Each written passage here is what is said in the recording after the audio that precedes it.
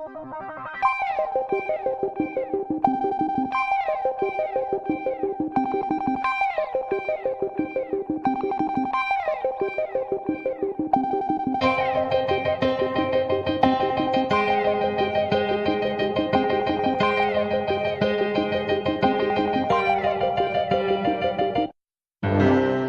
for the road to the way back. We don't know our father's going way back. Do you know it? Do you know it? Oh yeah, oh yeah, yeah, yeah, yeah. We the chosen people, you say no way. Your enemies been teaching you the wrong way. Do you know it? Do you know it? Oh yeah, oh yeah, yeah, yeah, yeah. It's the simple things in life, like learning all again. It's the simple things in life, like finding where it all began. Oh, do you know your history? History. Yeah. Do you know it? Do you know it? Oh yeah. Oh yeah, yeah, yeah, yeah. Do you know your history? History. Yeah. Do you know it? Do you know it? Oh yeah. Oh yeah, yeah, yeah, yeah. Do you know it? Tell me, do you know it? Do you know it? Tell me, do you know it? Do you know it? Tell me, do you know it? Do you know it? Tell me, do you know it? Do you know it? Tell me, do you know it? Do you know it? Tell me, do you know it? Do you know it? Tell me, do you know it? Do you know it? Tell me, do you know it? Now we going back. He done on my back for sure. When I let the truth go, we gon' let them know. My people on my back for sure. I hold them down.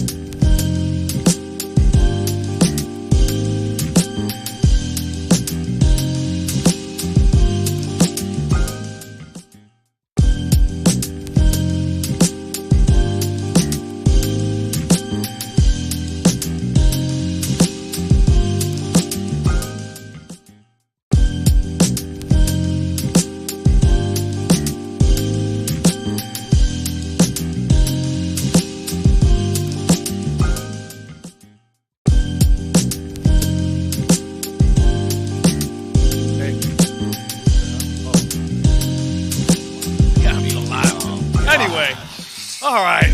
Well, thank you, man. I appreciate it. Show this guy. We're back. We are back from last week. Thank you, man. I appreciate you. That was good. Yeah. All praises. You are now tuned into Our Hidden History radio show. We're back. This segment is gonna be slave ships for dummies. You got a lot of stupid, dumb asinine Negroes that just come with this doctrine of slave ships never existed. I don't know where this came from. Well, I do know where it came from. It came from prison. I call it prisdom. Prison wisdom. Prison wisdom. Prisdom. So prisdom basically is when brothers go to jail and, you know, their buttholes of a normal size. And then when they come out of jail, it's of an abnormal size and their brain is shrinks from the artery being touched. I don't know. The abuse. I don't know. The abuse. The anal abuse causes a brain rupture of some kind where they start to gain like a deep wisdom that no one knows or has ever come across with any evidence, physical evidence of any kind, and they just spewed on YouTube. Damn. And niggas eat it up because most of them came from jail too, so they just kind of listen to it, and they repeat it, and it becomes reality because it's all over YouTube and it got thousands of views, so now it becomes real, even though there's no evidence or anything. There's a guy, I ain't gonna say his name, I ain't getting no fame. He talks like this. Like a puppet, he's just Bible's from Babylon. Yeah, he don't blink. His eyes are just open. He's at the screen. Philadelphia is the land of Eden. The Garden of Eden is a can of soup. He got fucking 40,000 views. I'm like, yo, this is crazy. He ain't citing no sources, No books, D. He ain't got no books. He's just saying a bunch of stupid shit. Excuse my language. And people are just eating it up. And people just listening to this dude. Just listening to this guy. I'm like, the Negroes are stupid. And black people are stupid. I love my people, but they're very, very stupid. And some of these guys that's talking health too. Some of the guys that be talking about health and all that. Yeah. They bugged out too, man. Yeah, They be saying some you gotta outrageous go things. to your backyard, grab a dandelion, chop it in 4 pieces, put salt on it, dip it in some ketchup, pull out the ketchup, dip it in the spring bottle of water, gotta be Fiji. Fiji water, pull it out the Fiji water, Be crazy. take the stem, bite the stem, with 2 teeth, not 4, 2 teeth, like so, like that, Like so. and then you're gonna lose at least 20 pounds. It'd be like Come on now, And people be like, oh, wow. Yeah, Go eat home it and up. grab a dandelion and shit. Eat it up. Stupid, bro. Stupid. Eat them too. You don't be doing that. You gotta eat them too. Yeah. Same thing. You can eat whatever you want. Eat donuts and chocolate and cookies, and just work. Just do 800 push-ups in 2 hours. And you get your carbs. You get like dry carbs. I use all them words. Dry carbs and cardiovascular. I'm like who said you can't eat carbs? yeah. You can have carbs. Yeah. I'm like, okay. Oh, all right. shoot. All right. So I'm gonna listen to that dude. Mess around up in ER. Seeing the third heaven. Damn. So we're gonna open up with Joel 3, verse 2 to 6, because we left off from there. Well, not really, but we kind of touched on it.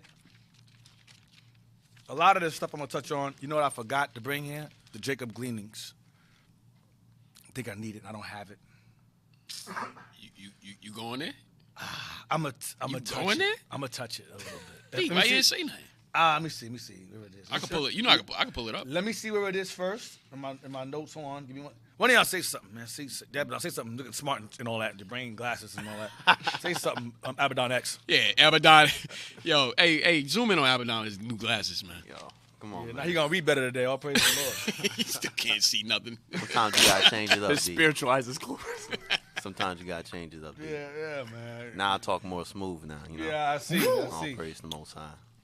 Nah, all praise. Hey, let's get sleep ships. Wait. All praise. Hey, but these guys, man, like Deacon was saying, these guys is crazy. They have no sources. They're not citing anything. They just rambling, babbling. The Bible calls it babbling. Much babbling. Get that real quick.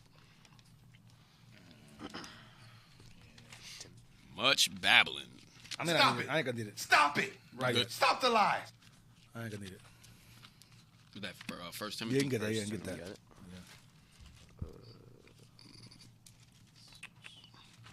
The one with much babbling. Foolish. It's Got it. Trying to find it. Oh gosh. Let me see. Vain babbling. Is that one? Yeah, that one. Probably Thessalonians.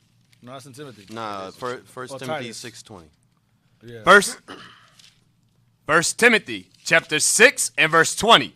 O Timothy, keep that which is committed to thy trust, avoiding profane and vain babblings. Hold on. Turn the headphones down before I go deaf. Yo, damn, bro. We ain't at Sound camp, like a man. Speaker in my brain. Just turn this First Timothy. All right. First Timothy chapter 6 and verse 20. Read. O Timothy, keep that which is committed to thy trust. So that which is committed to our trust is this Bible. All right? This is what's committed to our trust. Go ahead. Keeping God's laws. Go ahead. Avoiding profane and vain babblings. So like Deacon was bringing out, this is what these dudes doing, man. On these shorts that they be making, this is profane and vain babbling. All they doing is talking. Read on. in No sources, no references. Everything is coming from mouth. Go ahead.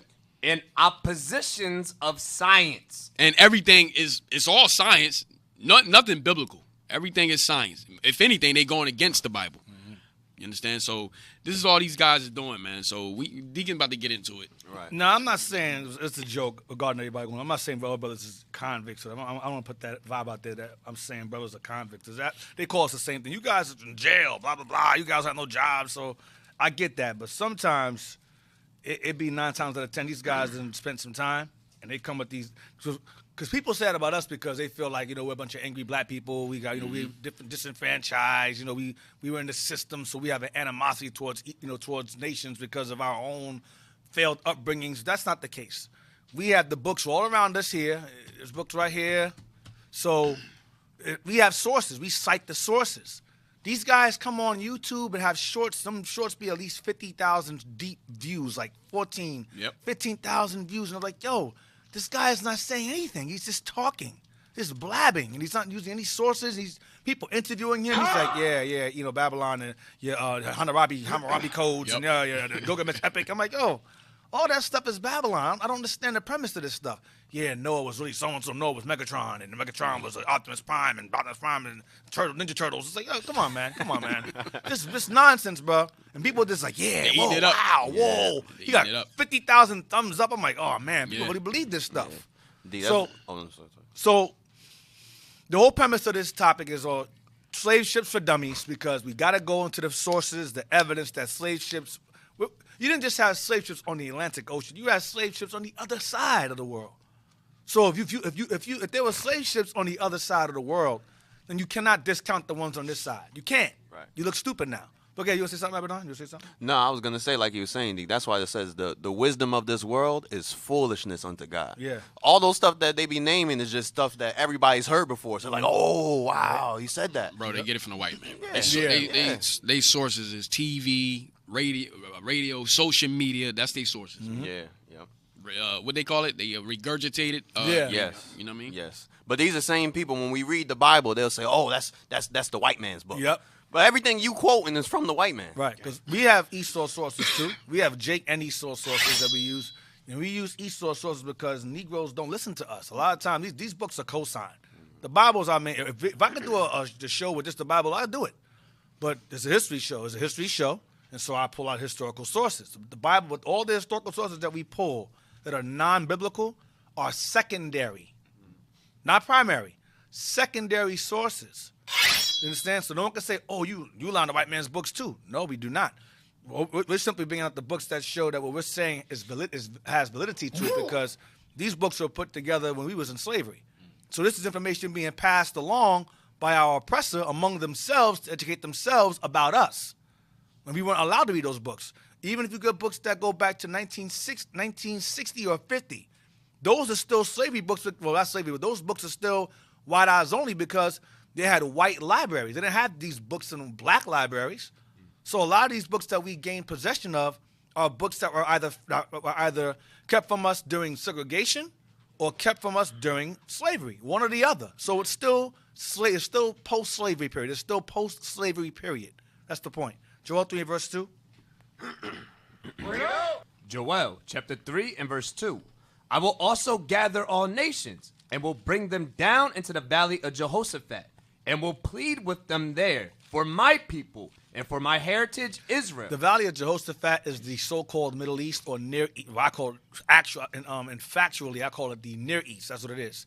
Near East, and you have Far East. We're going to deal with that also. But Far East is like Japan, China, the Pacific Ocean, past the Indian Ocean. That's the Far East. Okay, Asia, Far East. And you have Near East is like part of Africa into the so-called Middle East, whatever. Because there's no north or south or west east. So there's no middle. It's just Near East. All right?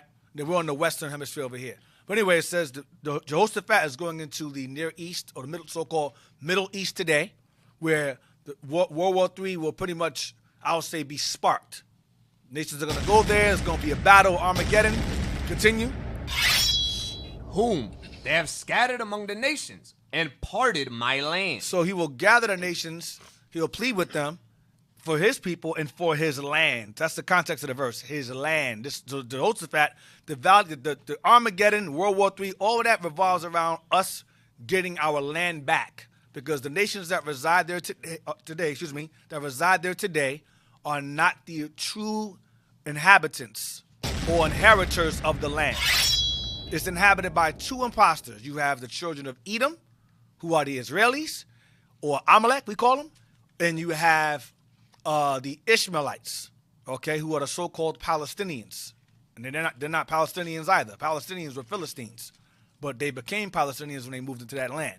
And of course, that's prophetic. So the bottom line is that these two nations reside in a land that does not belong to them. And this is the whole premise of this whole show pretty much revolves around history, validating and proving that we are the people we say we are without a shadow of a doubt. So we reject the Bible and we provide secondary sources that you will validate, that you will accept. Now you're forced to do what? Go back to the Bible now. Because if we got books that substantiate the Bible, then you got to believe in the Bible at this point. Right. Or you're just stupid and rebellious and dumb. And you're one of those guys I mentioned earlier that spent some time in the pen, got, ravaged, abused anally, and your brain ruptured something in your brain, and now you're retarded now. So, read on, verse 3. And they have cast lots for my people, and have given a boy for an harlot. Gave a boy for a harlot, go ahead. And sold a girl for wine. Made a boy a harlot means they made us breeders. They also made us prostitutes. They also made us prostitutes. The young boys were made as prostitutes as well. All right, and the girls for wine. They would sell the girls for wine also, and rape our sisters, place our sisters in harems. I'm gonna delve into all of that, all of it. Okay, read on. That they might drink. That they might drink and get drunk. They got drunk and raped our sisters. Go ahead. Yea, and what have ye to do with me, O Tyre and Sidon? Tyre and Sidon. Tyre is the city of the Sidonians. Sidonians are Canaanites, the mortal enemies of Israel that resided in our land prior to us taking it back from their possession. This is war! So we went to war with the Canaanites. We conquered them, and I brought that out last week. We conquered them, and we pushed them further into the interiors of Africa because the Promised Land is part of Africa, okay? And it extends into the Near East or Middle East. So we conquered those Canaanites, and we pushed them further into the interiors of Africa, where we eventually fled through persecution and exile, and they eventually overthrew us, took us over, and enslaved us. So we're going to read on. Read on. And all the coast of Palestine. So what have you to do with me, O Tyre and Zidon, and all the coasts of Palestine, going into the Arabs, the Ishmaelites, and the Canaanites, Hamites, coming together and conquering us? Because why is the Lord saying to the prophet, what have you to do with me? Because the Lord did not choose these nations. He didn't choose Canaan. He didn't choose Ishmael.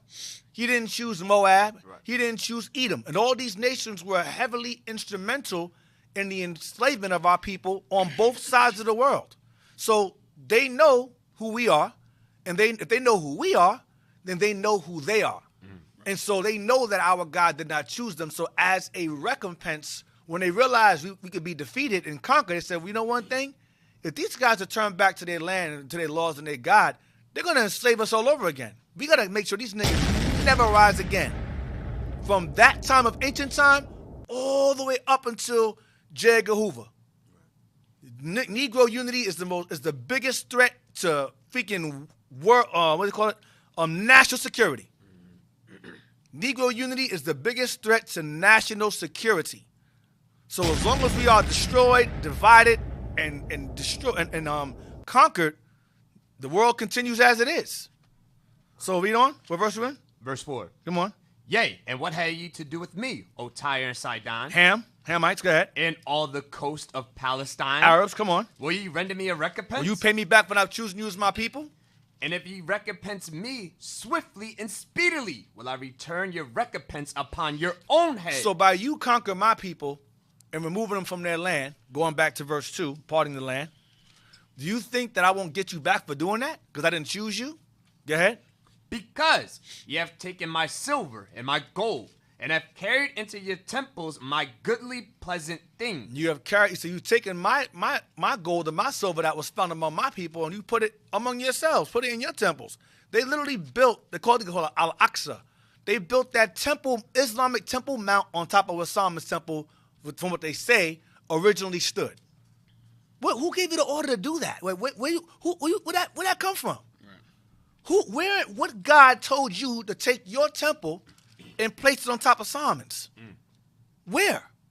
Then you got in the Quran, I hate Islam with a passion. I love my people in Islam, but I hate Islam itself. When you examine Islam, they say in the Quran that Muhammad visited a temple during his time in Jerusalem. I'm like, really? He visited a temple in Jerusalem during his time? That's funny because the last time I checked, the first temple was destroyed. The second temple was destroyed in 70 AD, and he was born 600 years after Christ. So what temple did he visit? Damn, right. That's in your Quran. That's why I don't, this is the reason why when it comes to Islam, I'm a bit more severe because Christianity is terrible. But Islam is, I don't say worse, but it's on the same level. Because our people feel like, I say worse because our people feel like Islam can be attributed to the black man. It can become a black man's faith or religion. It's not. It's an Arab man's faith and religion who hated our people.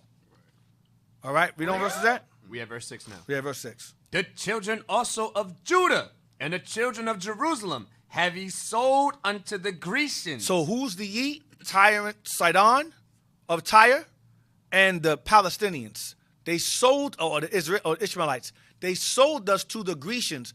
The Grecians are Edomites, Europeans. Now, these Grecians later on became Romans, which became Spaniards, which became Portuguese, which became French, which became Dutch, which became German, which became Russian, which became French. That's who this talking about. Who's Jewish-ish, Israeli. That's Grecians. Okay? Read on. The children also of Judah and the children of Jerusalem have ye sold unto the Grecians. Go ahead. This is referring to the southern kingdom primarily. Go ahead.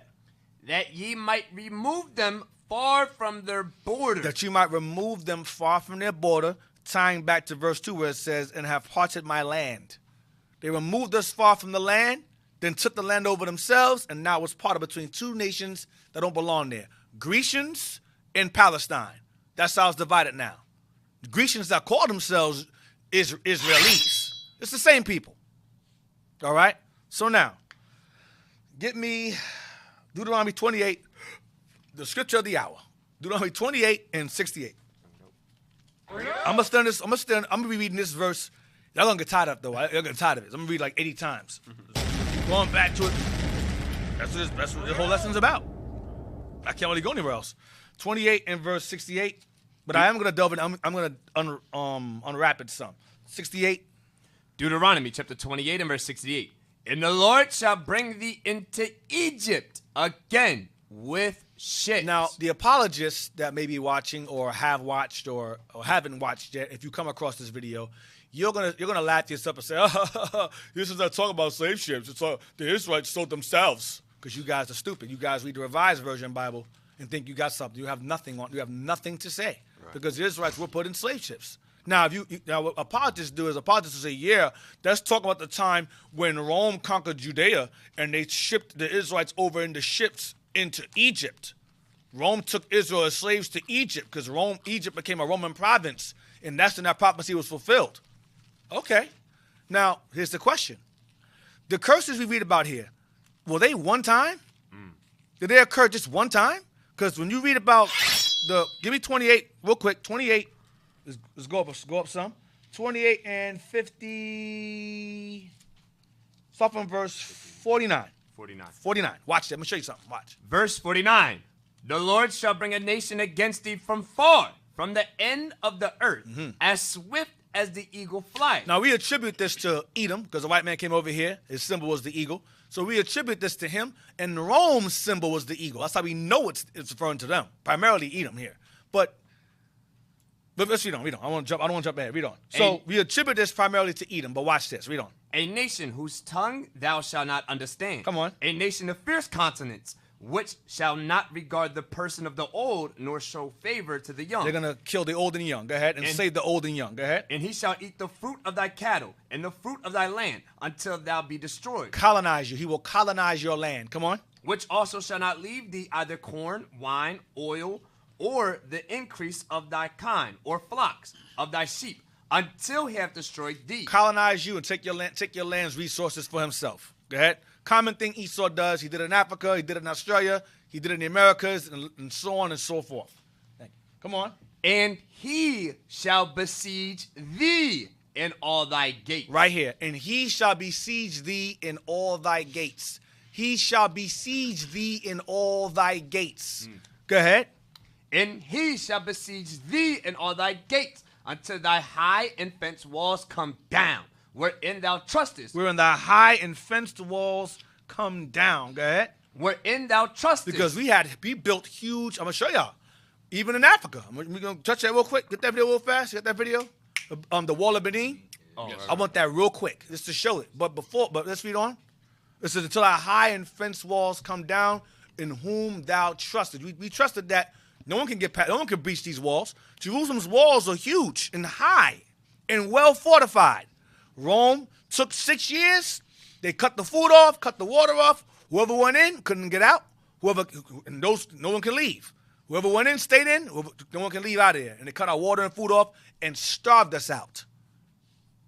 To the point we start to turn on each other after a while. But here's the point. Assyria did the same thing to us. Right. Assyria did it to us. Right. Babylon did the same thing. They besieged us also. Right. Then Rome. So it wasn't just, only during the time of, no, it wasn't just during the time of Rome. Assyria did the same thing. We started eating our kids. They starved us out. Babylon besieged us. We started eating our kids. They starved us out. And then Rome did the same thing. The curses are reoccurring. Right. It's not one time. Read on. And he shall besiege thee in all thy gates, until thy high and fenced walls come down, wherein thou trustest, throughout all thy land. And he shall besiege thee in all thy gates throughout all thy land, which the Lord thy God hath given thee. Come on. And thou shalt eat the fruit of thine own body. Your children. The flesh of thy sons and of thy daughters, which the Lord thy God hath given thee in the siege. And in the straitness wherewith thine enemies shall distress thee. So it's called the siege of Syria, the siege of Babylon, the siege of Rome. It was not just one time. Right. These are reoccurring curses. And they didn't all happen simultaneously. It's different points in time where the curses took place, and they affected us as a whole. So a lot of you apologists, that happened when Rome besieged Jerusalem and they took Israel in ships to Egypt and they sold themselves. That don't make no sense. So even if we go with that, did it happen again? Right. It did happen again. The Spanish Inquisition, they sold the Jews into slavery on ships. Right. Under the Catholic Church. Pope Nicholas V. They got put in ships. They had slave ports in Seville and Barcelona. They had slave ships in those are slave ports where they shipped off the Jews and Moors into slavery. You had Liverpool. Yeah, I was going to touch on that if I get there. Yeah. I'm just, again, so when y'all try to make it seem as if the curses are just one time, it's like you guys don't know the Bible. You don't know it. But read on. Verse 54. So that the man that is tender among you, and very delicate, his eyes shall be evil towards his brother, and toward the wife of his bosom, and toward the remnant of his children, which he shall leave. Meaning, because we're going to turn on each other due to hunger. Now, jump to verse 45 and 46. Verse 45.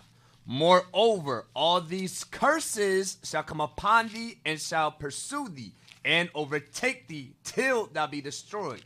Because thou hearkenest not unto the voice of the Lord thy God, to keep his commandments and his statutes, which I commanded thee. 46. And they shall be upon thee for a sign, and for a wonder, and upon thy seed forever. So he said these curses will be upon you, and upon your children. That means the curses are what? Generational. Right. Generational curses. It's not one-time curses. They're generational curses. So what the parents did, they suffer for it, and then their children are born into the sufferings of the parents based upon the actions of the parents. It's generational cursing. That's why it says upon your seed forever, meaning until God says otherwise, until God says enough. Forever means God's time. Yes. Yeah, Dean, that's 2nd Ezra, chapter 5, verse 42. Let's get that. Second Ezra, chapter 5 and verse 42. And he said unto me, I will liken my judgment unto a ring. Right. Like as there is no slackness of the last, Even so, there is no swiftness of the first. Meaning the curses are reoccurring. It's a circle, like a ring. It goes in a circle. It's a vicious cycle, a cycle of curses. That's what the curses are.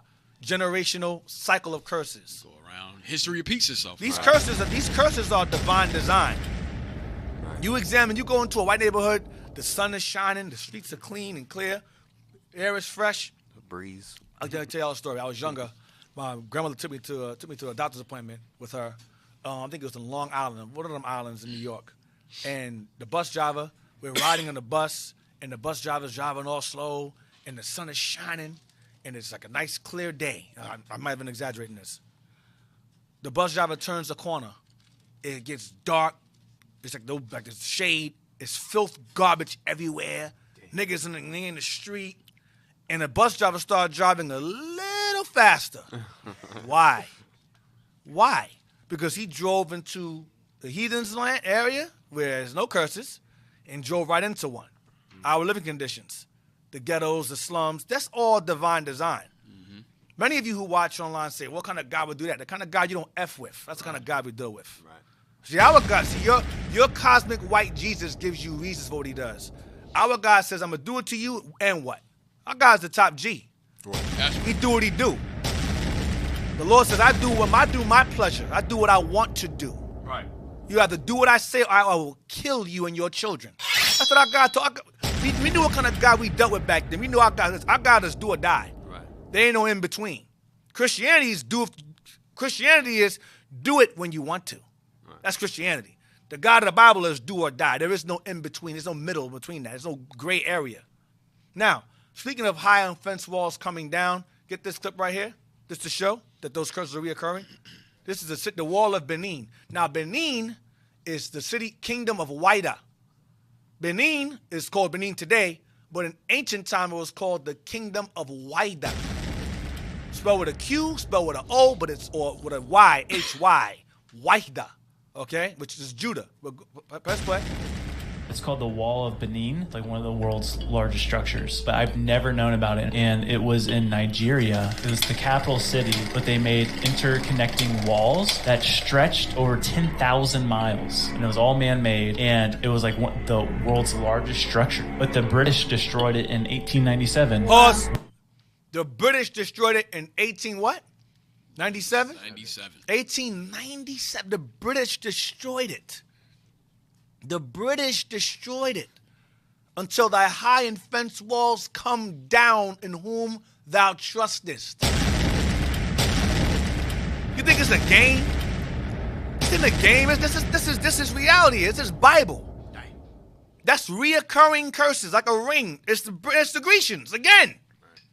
Britain is an extension of Rome. I went over this in class damn near months ago. Britain is an extension of Rome. So it's the same thing. Continue. We got a text. I'll watch this first. Then we'll go to the text. Go ahead. No text. Okay. Go ahead. It. But that's enough wall to circle the United States 3 times. Pause. Enough wall we built around ourselves to wrap around the United States 3 times. High and fence walls in whom thou trustest. Would you trust in them kind of walls? Yeah. Now, if you are what they call, I watch anime. I love anime. I love anime. I love it. I love the story because a lot of the stories that Ammon got is from the Bible. There's a show called Attack on Titan. Show is an amazing show. If you don't watch it, you need to get on it. Attack on Titan. It's on Netflix, I believe. And they had Wall Maria. They had like 3 walls. And you had these giants that lived outside the walls.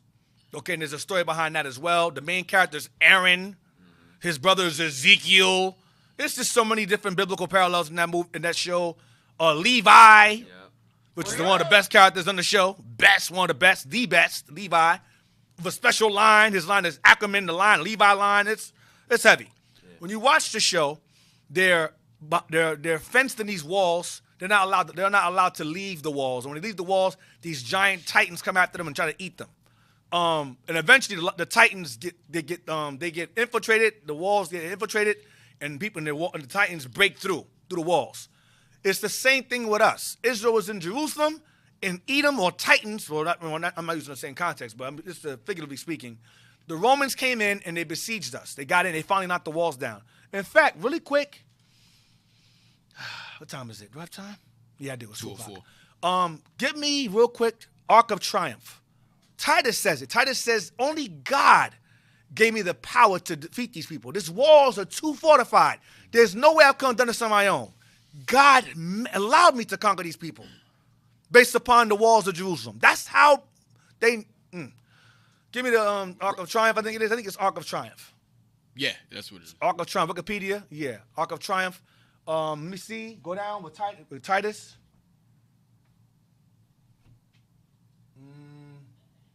Yeah, click Titus. Click Titus. Ark of Titus. Ark of Titus. Click that. There you go. Go down. Yeah, okay, read. So what they did was they built this Ark of Titus here. When they conquered Jerusalem successfully, they sculptured a arch here of them carrying out our goodly, pleasant things. Going back to Joel 3. Click that real quick, the image, so they can see them carrying out our stuff out of the temple. All praise. Let me get that. There we go. There we go. There we go. They're carrying out of our temple, after they destroyed us, knocked the walls down, they carried out our temple, our goodly, pleasant things, and placed it in their own, most likely the Vatican, the Smithsonian.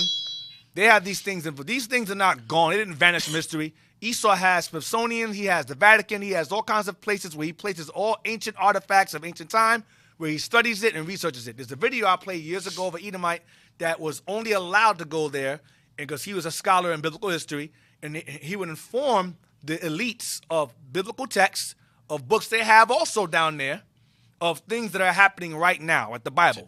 Today, which is these books we have here. But they have these things like this stuff, these artifacts here, they have these in their vaults, okay? So these are the Romans carrying out our stuff here, all right? Now, go back to the Wikipedia again. Thank you. Go down to the bottom. It mentions what he says about his conquests. Go down. Yeah, you got it. History. No. Go down. Go down. Description, architecture. Go down. Slow down. Go back up some. Let me see. I know it's in one of these things here. He mentions it. If not here, hey, do y'all have? Remember I brought this out. Do y'all have the pages? Or is the Siege of Jerusalem? Is the Siege of Jerusalem what Titus says it? Titus says only God. Yeah, check the Siege of Jerusalem. Go to the Siege of Jerusalem. Try that one. I know it's one of these. Titus. Let me see. Let me check. Say something. Yeah. Hey, Deke, just to go what you was talking about, how the curses are reoccurring in different captivities. Going with what we was talking about in Deuteronomy 28:68 with the going into Egypt. Can we get Hosea chapter 8 and verse 8 and 9 really quick? Because Deacon mentioned Assyria, he mentioned Babylon, and like we talked about with the Christians, they always think that, it only applies to one specific time. But throughout the Bible, it tells you that curse applied in every captivity. Watch this. Hosea chapter 8, read verse 8 and 9, and we're going to jump to chapter 9. Hosea chapter 8 and verse 9. For they are gone up to Assyria, a wild ass alone by himself. 8 and verse 8. 8 and verse 8. 8 and verse 8. Israel swallowed up. Now shall they be among the Gentiles as a vessel wherein is no pleasure. So this is Hosea prophesying about the northern kingdom. Northern kingdom was taken to Assyria. Read on. For they are gone up to Assyria. To where? To Assyria. So northern kingdom went to Assyria, right? Jump to chapter 9, read verse 3 now. Look what it says now. Chapter 9 and verse 3. They shall not dwell in the Lord's land. But Ephraim shall return to Egypt. To where? To Egypt. Now it says they're returning to Egypt. So which one is it? Is it Assyria or Egypt? Because Egypt just means bondage. It's a law, it's a curse that's reoccurring every single captivity. Now go to chapter 11. Read chapter 11 and read verse 5. Chapter 11 and verse 5. He shall not return into the land of Egypt. So why is it going back and forth now? Now he's saying northern kingdom will not return into the land of Egypt, because Deuteronomy 28:68 is not talking about the land of Egypt. Right. It's bondage. Right. Northern kingdom will not return to that specific land. Read on. But the Assyrian shall be his king. But Assyria will be their king. What is he telling you? Egypt is bondage. Bondage happened throughout every single captivity. That law is that curse, is reoccurring. Right. That was the deacon. Yep. You got something, Jess? No, sir. We can read on. I got. They got in the catalog over there. They have it? Hey, you remember the book, the Jewish Nation? With the History of the Jewish Nation. The angels left? That one? No, not that one. It's another one. That's bad. Y'all have that? Pull those pages up. I'm gonna read this that Deacon got right now, but just pull those pages up. All right.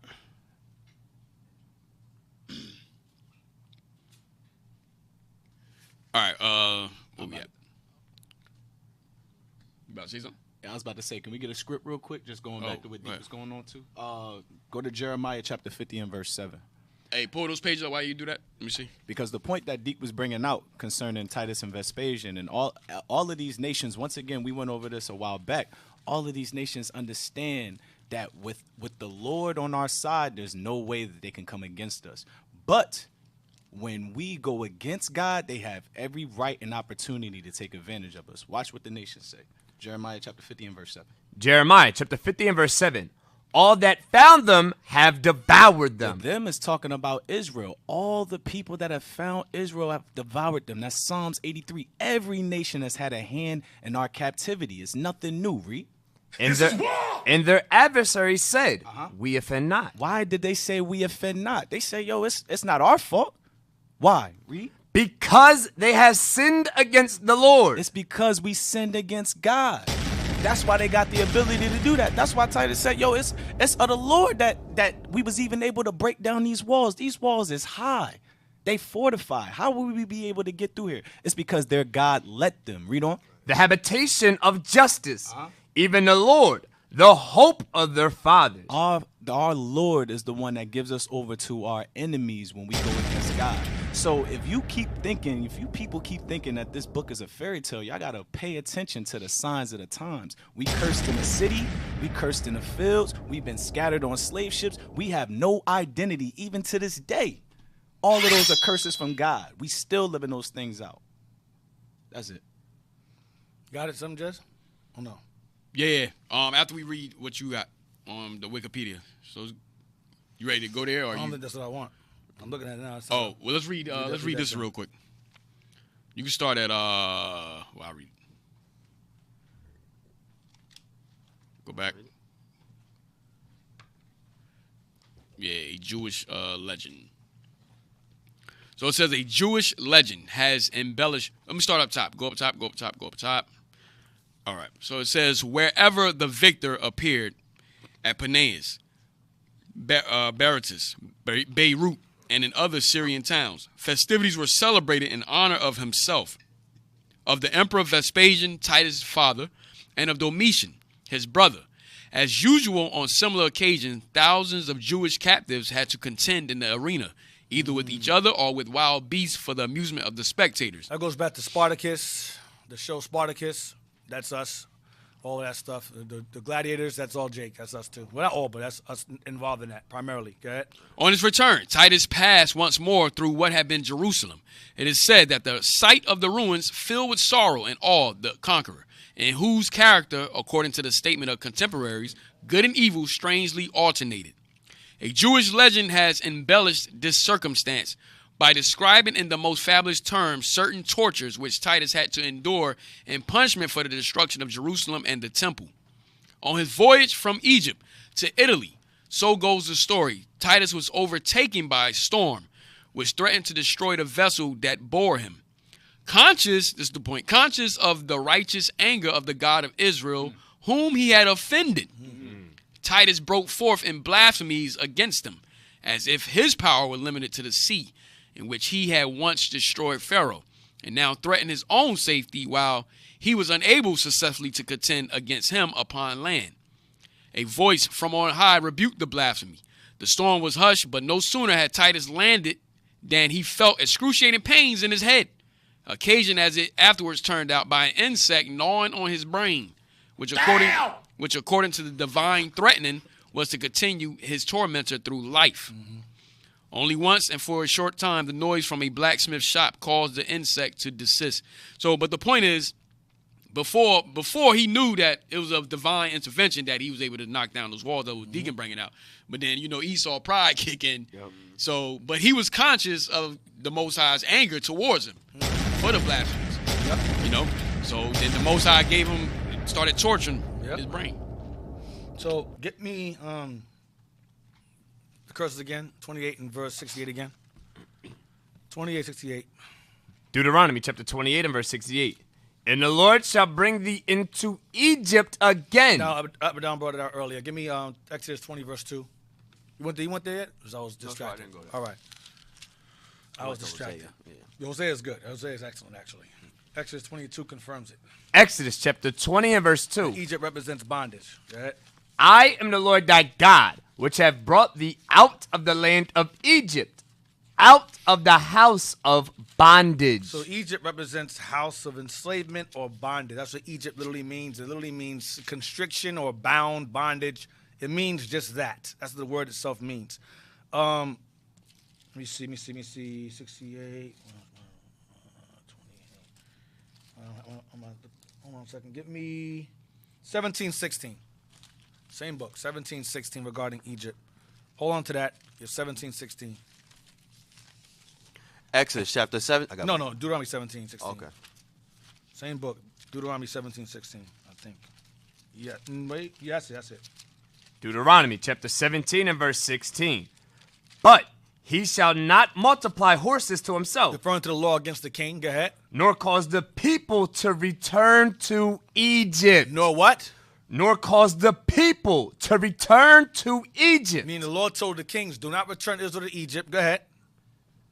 To the end that he should multiply horses. For as much as the Lord hath said unto you, ye shall henceforth return no more that way. You shall henceforth as a nation return no more that way.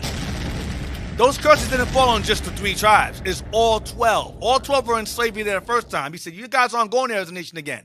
That will not happen again. Right. So the Egypt in 28:68 is something else. It's bondage. Now I get 14:13, same book. No, I'm sorry. Exodus 14:13. No. Yeah, Exodus 14:13. Sorry about that. Exodus 14:13, yes.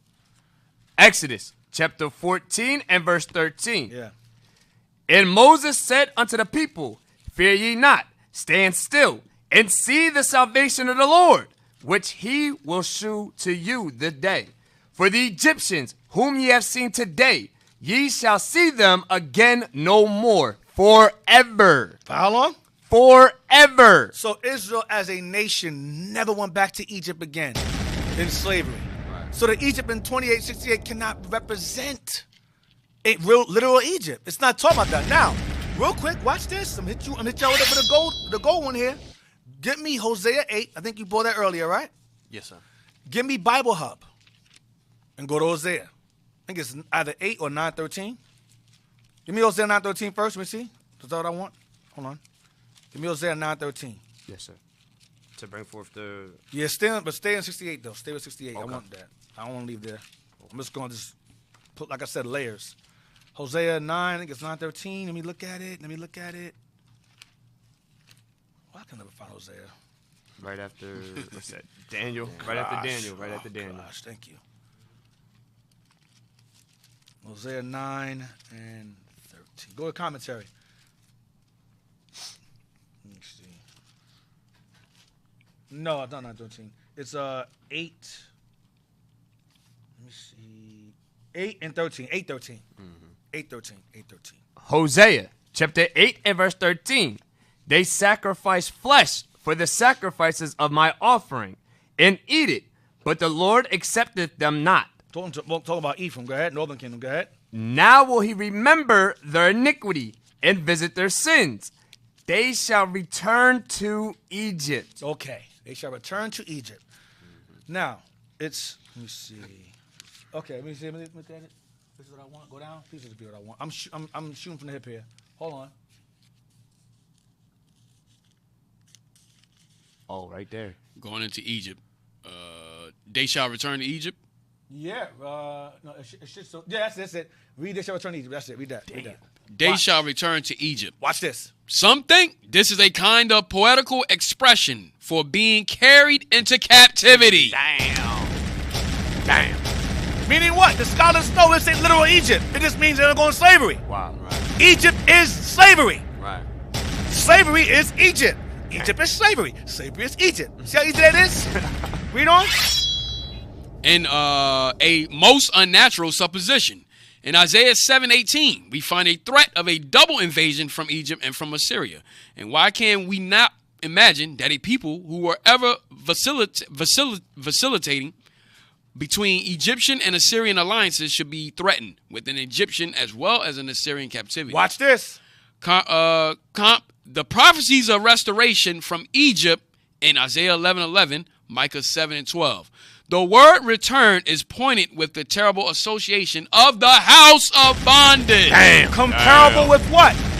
Comparable with Deuteronomy 28:68. Read on. Hosea repeats the threat in Hosea 9:3, Hosea 9:6, Hosea 11:5. Prophecy. Damn. Prophecy. Damn, son. Prophecy. Read Hosea 9:3. Yeah. Hosea chapter 9 and verse 3. They shall not dwell in the Lord's land, but Ephraim shall return to Egypt, and they shall eat unclean things in Assyria. Slavery. Slavery. Egypt means slavery. It's not literally Egypt all the time. It represents bondage because all 12 tribes are in bondage there. So now when you read about Egypt other places, allegorically, prophetically, it represents bondage because all 12 are there. The Lord's saying to northern kingdom, you're going to go into Egypt again. He said to southern kingdom, you're going to go into Egypt again. Both of y'all are going to go into bondage again. But now let's go back to 28:68 now. Deuteronomy chapter 28 and verse 68. And the Lord shall bring thee into Egypt again with ships. So now we get more detail. You're going to go into captivity again by ships now. By way of ships, you're going to go into captivity. Go ahead. By the way whereof I spake unto thee, The way I'm telling you by way of ships, go ahead. thou shalt see it no more again. You shall see it as in your land, as in Egypt, the land of Egypt itself. Go ahead. And there ye shall be sold unto your enemies. No, you skipped something. No, you shall see it, what? No more again. Read again. Thou shalt see it no more again. You shall see it, meaning Egypt. You shall see Egypt again no more. Go ahead. And there And there in slavery, go ahead. ye shall be sold unto your enemies for bondmen and bondwomen. For bondmen and bondwomen. Bondmen and bondwomen. Bondwomen. Slave man. Go ahead. What's the judge? No, go ahead. Oh. And no man shall buy you. No man shall buy you. Go ahead. That's it. Don't say something real quick. Hold on a second. Say something real quick, Judge. Hey, and when you look at ancient Egypt, just think about it. Ask yourself a question. Do we need a ship to get into ancient Egypt? Right. When you look at Matthew 2:13, when the angel told Joseph and his family to flee into Egypt, Right. we was on foot. We was on, you know what I mean? So we didn't need a ship to get into ancient Egypt. It's right there. It's part of, you understand? Because the land of Israel is part of Northeast Africa. It was right next door. We could walk there. It's now today that they separating it, calling it the Suez Canal today. Right. You know, but back then in ancient Egypt, you didn't need a ship to get there. So that lets you know in itself that he's talking about a different Egypt. Right. All right. This Egypt would be slavery. You need ships. Wherever this Egypt is, you're going to need a ship to get across that water to get over there this time. Right. And it's going to be a slave ship. It no more against your land. I'm sorry, I misread it. It no more against your land. It no more against your land. Go ahead. Right. And there, by way of ships, you shall be sold. Read again. Read the whole thing again? Yeah. And the Lord shall bring thee into Egypt again Come on. with ships, by the way whereof I spake unto thee. Where I'm saying this to you go ahead. Thou shalt see it no more You shall again. see it no more again. Go ahead. And there By way of ships. Go ahead. ye shall be sold unto your enemies for bondmen Slave men, and bondwomen, slave women. and no man shall buy you. When it says no man shall buy you, get me Leviticus 26. When it says no man shall buy you, you got people saying, yeah, they sold themselves. No, it's not what it's talking about, you morons. When it says no man shall redeem you, when someone redeems you, they buy you. They're redeeming you. They're taking you back. When you redeem something, you're taking back what was once yours. Let me give you an example of redeem. Leviticus chapter 25 and verse 47. Yeah. And if a sojourner or stranger wax and if a sojourner or stranger wax rich by thee, and thy brother that dwelleth by him wax poor, and sell himself unto the stranger or sojourner by thee, or to the stock of the stranger's family, after that he is sold, he may be redeemed again. He may be what? He may be redeemed again. He may be redeemed again. But he sells himself into servitude to work off a debt. So to get out of that debt, oftentimes your brother will come along and would buy you out of your debt. Redeem you. Redeem you. No man will buy you. You're going to be put as bondmen. When you're a bondman or bondwoman, you're forever in slavery. You can't be bought out of that. But when you're a maidservant or a manservant, you have a certain amount of time. You pay it off and you get free. But the curses said bondman, bondwoman means you never get redemption from that. You forever a slave. Read again. He shall what? After that he is sold, he may be redeemed again. He may be bought out of that bondage again. Go ahead. That temporary servitude again. Go ahead. One of his brethren. Of who? One of his brethren may redeem him. But if his brother's in slavery with him, can he redeem him? Nope. He cannot. That's why it says, no man shall buy you. No man will redeem you. Buy or redeem is synonymous. Go ahead. Either his uncle or his uncle's son may redeem him, or any that is nigh of kin unto him of his family may redeem him, or if he be able, he may redeem himself. Mean buy himself out of the debt. So that's what it means, no man shall buy you. No man can redeem you out of that servitude, because it's not a maid servitude. It's not an indentured servitude. It is a perpetual servitude, a bond.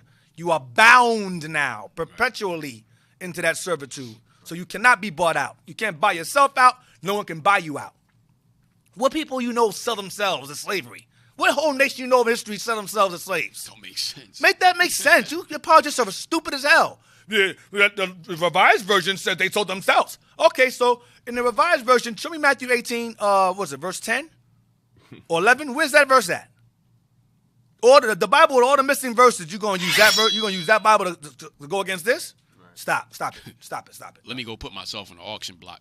Yeah, let me go sell myself into slavery with my wife and kids. And let us get split up because, ain't nothing else to do. Come on, man. Stop. Just stop it now, man. So we're going to take a quick break.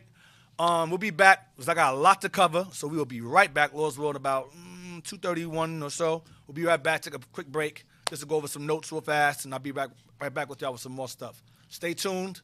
For those of you who reject the slave ships, you're dumb. You need to learn something. All right. So see y'all in a little bit. And it shall come to pass in that day that the Lord shall set his hand again the second time to recover the remnant of his people which shall be left from Assyria. That's Turkey. And from Egypt. And from Pathros. That's Sudan. And from Cush. That's Ethiopia. And from Elam. That's India. And from Shinar. That's Iraq. And from Hamath. That's Syria. And from the islands of the sea. That's Santo Domingo, Puerto Rico, Cape Verde, so forth and so on. Go ahead. And he shall set up an ensign for the nations, and shall assemble the outcasts of Israel. Y'all see that right there? Right. So the Gentiles are the outcasts of Israel. Go ahead. And gather together the dispersed of Judah from the four corners of the earth.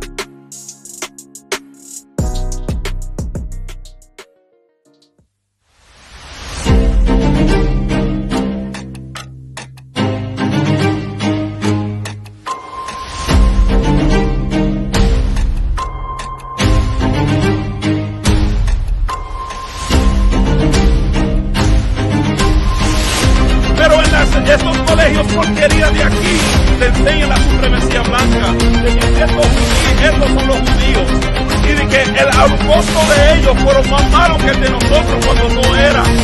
Los aztecas sufrieron más que los judíos cuando eso de ellos. Nosotros sufrimos más que ellos. No podemos llegar tan rápido al punto que como específicamente los mexicanos son del tribu de Isaacar, si no primero enseñamos la descendencia, la genealogía de Jesucristo primero. Mujeres deben usar traje, que los hombres deben usar traje, no ropa femenina. Sí, yo Cristo un hombre afrodescendiente. ¿Qué aprendiste hoy del color de Cristo? ¿Quién es moreno? ¿Quién? Jesucristo es moreno. ¿Según qué? La Biblia. Es la santa y aquí todas vienen trabajadas. Que dicen que es protección. Ok, entonces, ¿qué piensas sobre ese collar ahora? Pues ahora puedo cuestionarme y creo que para el hombre cuestionarse abre puertas.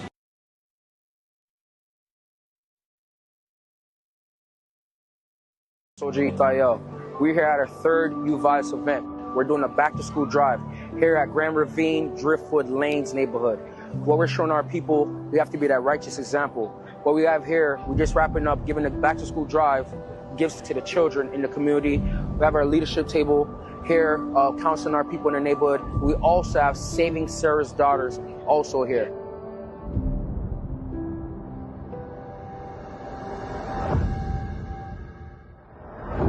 Hola, mi nombre es Yanis y estoy muy contenta de estar aquí y poder ser parte de lo que están haciendo los jóvenes de Youth Violence Resolution.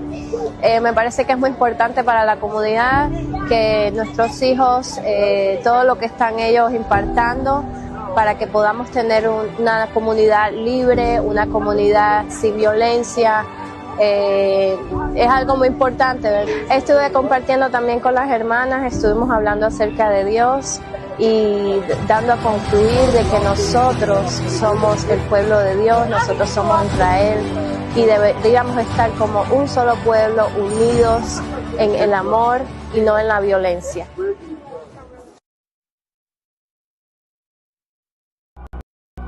Soccer game, Argentina versus Chile. The word went out. We showed our people that what? The Argentinians, the people of Chile are the tribe of Naphtali. The spirit willing, but I'm fighting with flesh. I had to fall to light, had to put on crisis. I've been fighting with death. I wasn't right for moving left. I know crisis coming. The Catholic Church, you read about it. They started the slave trade. You understand that? Read about it. No, read about it. I know. The Catholics are the ones that. Yeah. I know. Why don't you ask your priest, prove them that he's white. Prove to me Christ is white. I can't prove you he's white. Exactly, but I can prove to you he's black.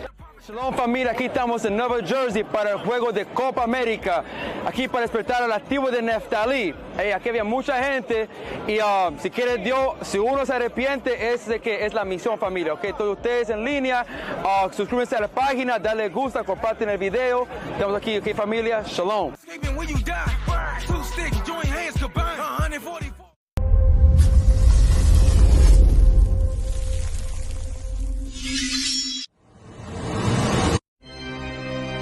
We all knew this time would come, a time to raise our banners and take back what's rightfully ours.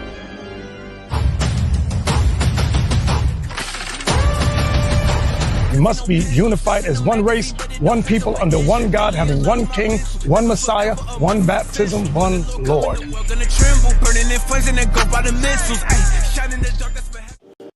Shalom, shalom, Israel, most high, Chris Bless, Captain Joy here. It's Captain Negro here. Hey, guess what we at? We at the Claire Foundation grand opening today. In Monrovia, Liberia. Hey man, we all about networking. We all about the people. This is an orphanage home that they established here in Liberia. We are helping. All praise to the Lord for the Bishop Nathaniel, the bishops Israel in Christ, Bishop Yahusef, and Bishop Kana. They were supposed to be here, but unable to be here. But we are speaking on their behalf. All praise to the Lord. All praise to the Most High. We're going to continue doing these great works. Everywhere we go, we're going to speak in honor of our Lord Savior Jesus Christ. Now you say, hello everyone. I'm Captain Joel, and that's Captain Bro. We are Israel United in Christ.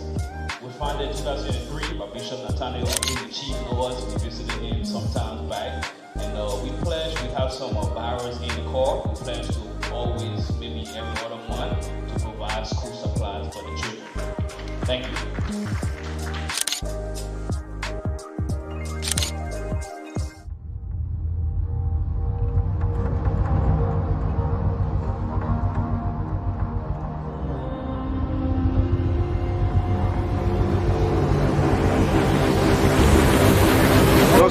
Nieto.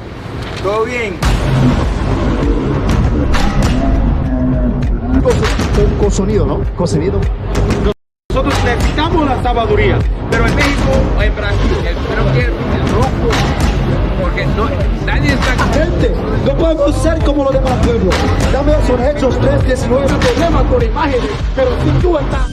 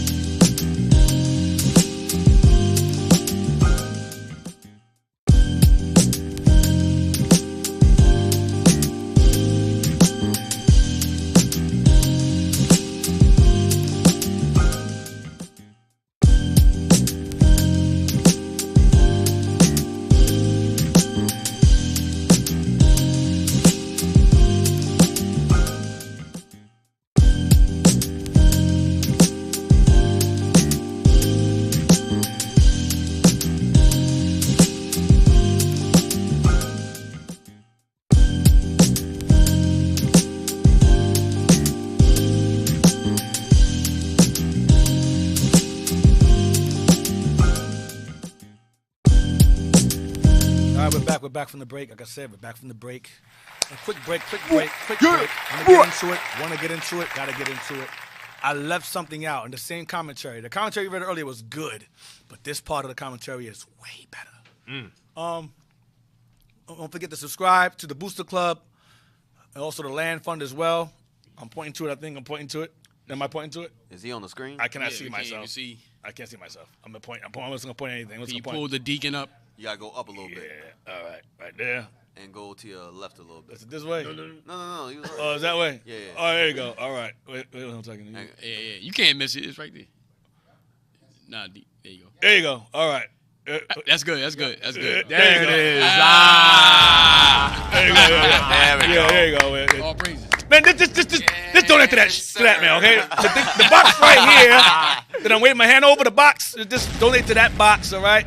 I can't. It's retarded. Just donate to the box there. The Booster Club. You know where the funds go. You know where the funds go. It's bars. You know where the funds go. So donate the Land Fund. Right. Booster Club for us to travel and do the Lord's work. You see what we're doing. The missions. You see the fruits of the works that we do, the transparency. You see us traveling to different parts of the world, keeping Passover internationally. Bring it on. That's right. Traveled 34 hours to Papua New Guinea. Bring it out. And reached our people out there. Our people, there was like fresh water for them. Right. And that's all thanks to your contributions. And we thank you. It couldn't be done without y'all. We can't do it alone. Our congregation's not a one-man show. All right? So donate to the Land Funds. We can keep our feast days on our own terms. Right. We ain't got to ask the nations for nothing. Right. Y'all know when we say we're going to buy something, we going to buy something. You haters, you know how it is. And you talk your mess. They're going to spend the money on themselves. They're not going to buy a building. And what happened? We got a building. Right. Right. So if we're going to get land, guess what we're going to do? We're going to get land. That's right. So donate, all right? Come on now. Have faith in us, man. If you don't do tithing here, I want 10th of your check, $5 here, $2, whatever you can give. Be a cheerful giver. Just give, all right? So back to the show. Now, give me the commentary. We have Bond's notes on the Bible. I want you to give me, they shall return to Egypt. This commentary is fire. I suggest you screenshot it and you laminate it because Esau will take this, they will find it, and they will edit it. I'm telling you right now, I guarantee, I might buy the whole damn commentary itself. The Bonds, whatever it's on. Read that, they shall return. Watch this. They shall return to Egypt. This is Hosea 8:13 commentary. Go ahead. God had commanded them to return no more to Egypt. Your headphones down some. Turn the volume down. We talking like this soon. Come on, man. Come on. Read it again. God had commanded them to return no more to Egypt. Deuteronomy chapter 17, verse 16. You read that earlier. Go ahead. Of their own mind. Come on. But he had threatened that on their disobedience, the Lord will bring them back to Egypt by the way, whereof he spake unto them, thou shalt see it no more again. Deuteronomy 28:68. So Hosea 8:13 is synonymous with Deuteronomy 28. Whoa. I went out altogether. Deuteronomy, you hear me still? Yeah, we can hear you. Can you hear you? Can you hear yourself? I can myself. But can they hear me? Yeah, they can hear you. All right. I'll say 28 verse 68. Come on. thou shalt see, Hosea also foretells to them that they, many of them, should go to Egypt and perish. There, Hosea 9:3, Hosea 9:6. Watch. Thence also, as from Assyria, they were to be restored. Hosea 12:11. Watch this. Most probably then, Hosea means to threaten an actual return to Egypt, as we are told that some of the two tribes did go, therefore refuse. Again, the express command of God. Jeremiah 42-43. Jump down. It's going to say, keep going. Watch this. Jump down the main part of the tribes. The main part of the 10 tribes were taken to Assyria. Yes, the main part of the 10 tribes went to Assyrian captivity. Go ahead. Yet, as they were, even under Hosea, conspiring with Egypt, 2 Kings 17:4, such as could, it is likely, took refuge there. Watch this. Else, as future deliverance. Stop. That's what I wanted to get to. Else. Oh, that's BS. That's all filler. That's filler, fluff, nonsense. Else, as future deliverance. Go ahead. Temporal, or spiritual. Temporary or spiritual. Egypt, like Revelation 11:8. Go ahead. Is foretold under the image of the deliverance out of Egypt. So contrary-wise, the threat, they shall return to Egypt, may be, in figure, a counseling of the covenant, whereby God had promised that his people shall not return. No, that's not the case. He's trying to say that basically that God changed his mind about them going back to Egypt. No. It's future, it's temporal, it's prophetic. That's what it is. Go ahead. A threat of renewed bondage, like the Egyptian. Here you go. A threat of renewed bondage, what? Like the Egyptian. Like, see it's in quotes, like Egypt, because all 12 are going to be together in that captivity. Go ahead. An abandonment of them to the state from which God once had freed them and had made them his people. That's where we are now. So 28:68 is prophetic. Because God did not say, oh yeah, I still going to go to Egypt, but not change my mind. No. Egypt is referring to bondage, captivity by way of ships. So wherever Israel scattered by way of ships, that's where Egypt is. The bulk of the 12 tribes are here in America now. This is the bulk. Most of the 12 tribes are here in the Americas, and the remnants of them who weren't brought over here are everywhere else. That's why most of the attention is focused on us here. Right. They don't focus on us in Africa. Right. They don't focus on us over there in Iran and in Iraq. They focus on us here because of course the royal line is here. Right. Judah's here. Right. Elijah was here. Right. You understand? Moses was here. David was here. His children are here. Right. The truth started here. So the bulk of Israel is here. Text. All right. It says, the cargo slave ships, were they primarily funded by the Catholic Church, Amalek, or both? Both. The Catholic Church passed the edict to allow it, and the financiers of it were Amalek, yes. Yeah, so both. Papal bull. Papal bull, edict of Pope Nicholas V, both, yes. We're going to get into that, Lord, so I'm going to jump into that as well. Good, excellent question. I'm going to go into that if time allows, as I've been staying on 68 for the past hour now. But like I said, there's layers to that verse. Now, get me slavery in the Arab world. I want the introduction. Wait. Your introduction. I don't think I give you that page. Damn, hold on. They should have it. Nah, I don't think I give the introduction. It's called the introduction. Let me see. Let me see. It does repeat itself. Let me see. Just get page 1 and 2. No, I want the introduction, man, because it says it. Yeah, here, take this, pass to them, give them, take these 2 pages here. Introduction here. I'm sorry about that. I forgot to give it to you.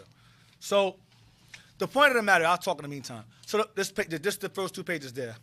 So the point of the matter is that Israel went into captivity. Egypt is not making reference to literal Egypt. It's referring to the temporal, spiritual, or temporal, pretty much the places of captivity, lands of captivity where our people will be found. Afro-Iranians, Afro-Iraqis, Afro-Syrians, Afro-Indians, Dalits, Sidis. These places are Egypt.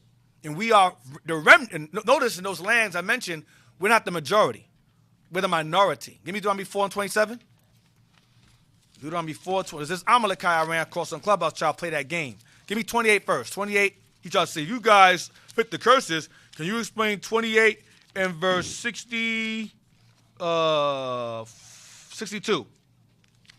Explain this. If you guys are in the majority, you're in the millions. How could this be referring to you as a curse? Read that.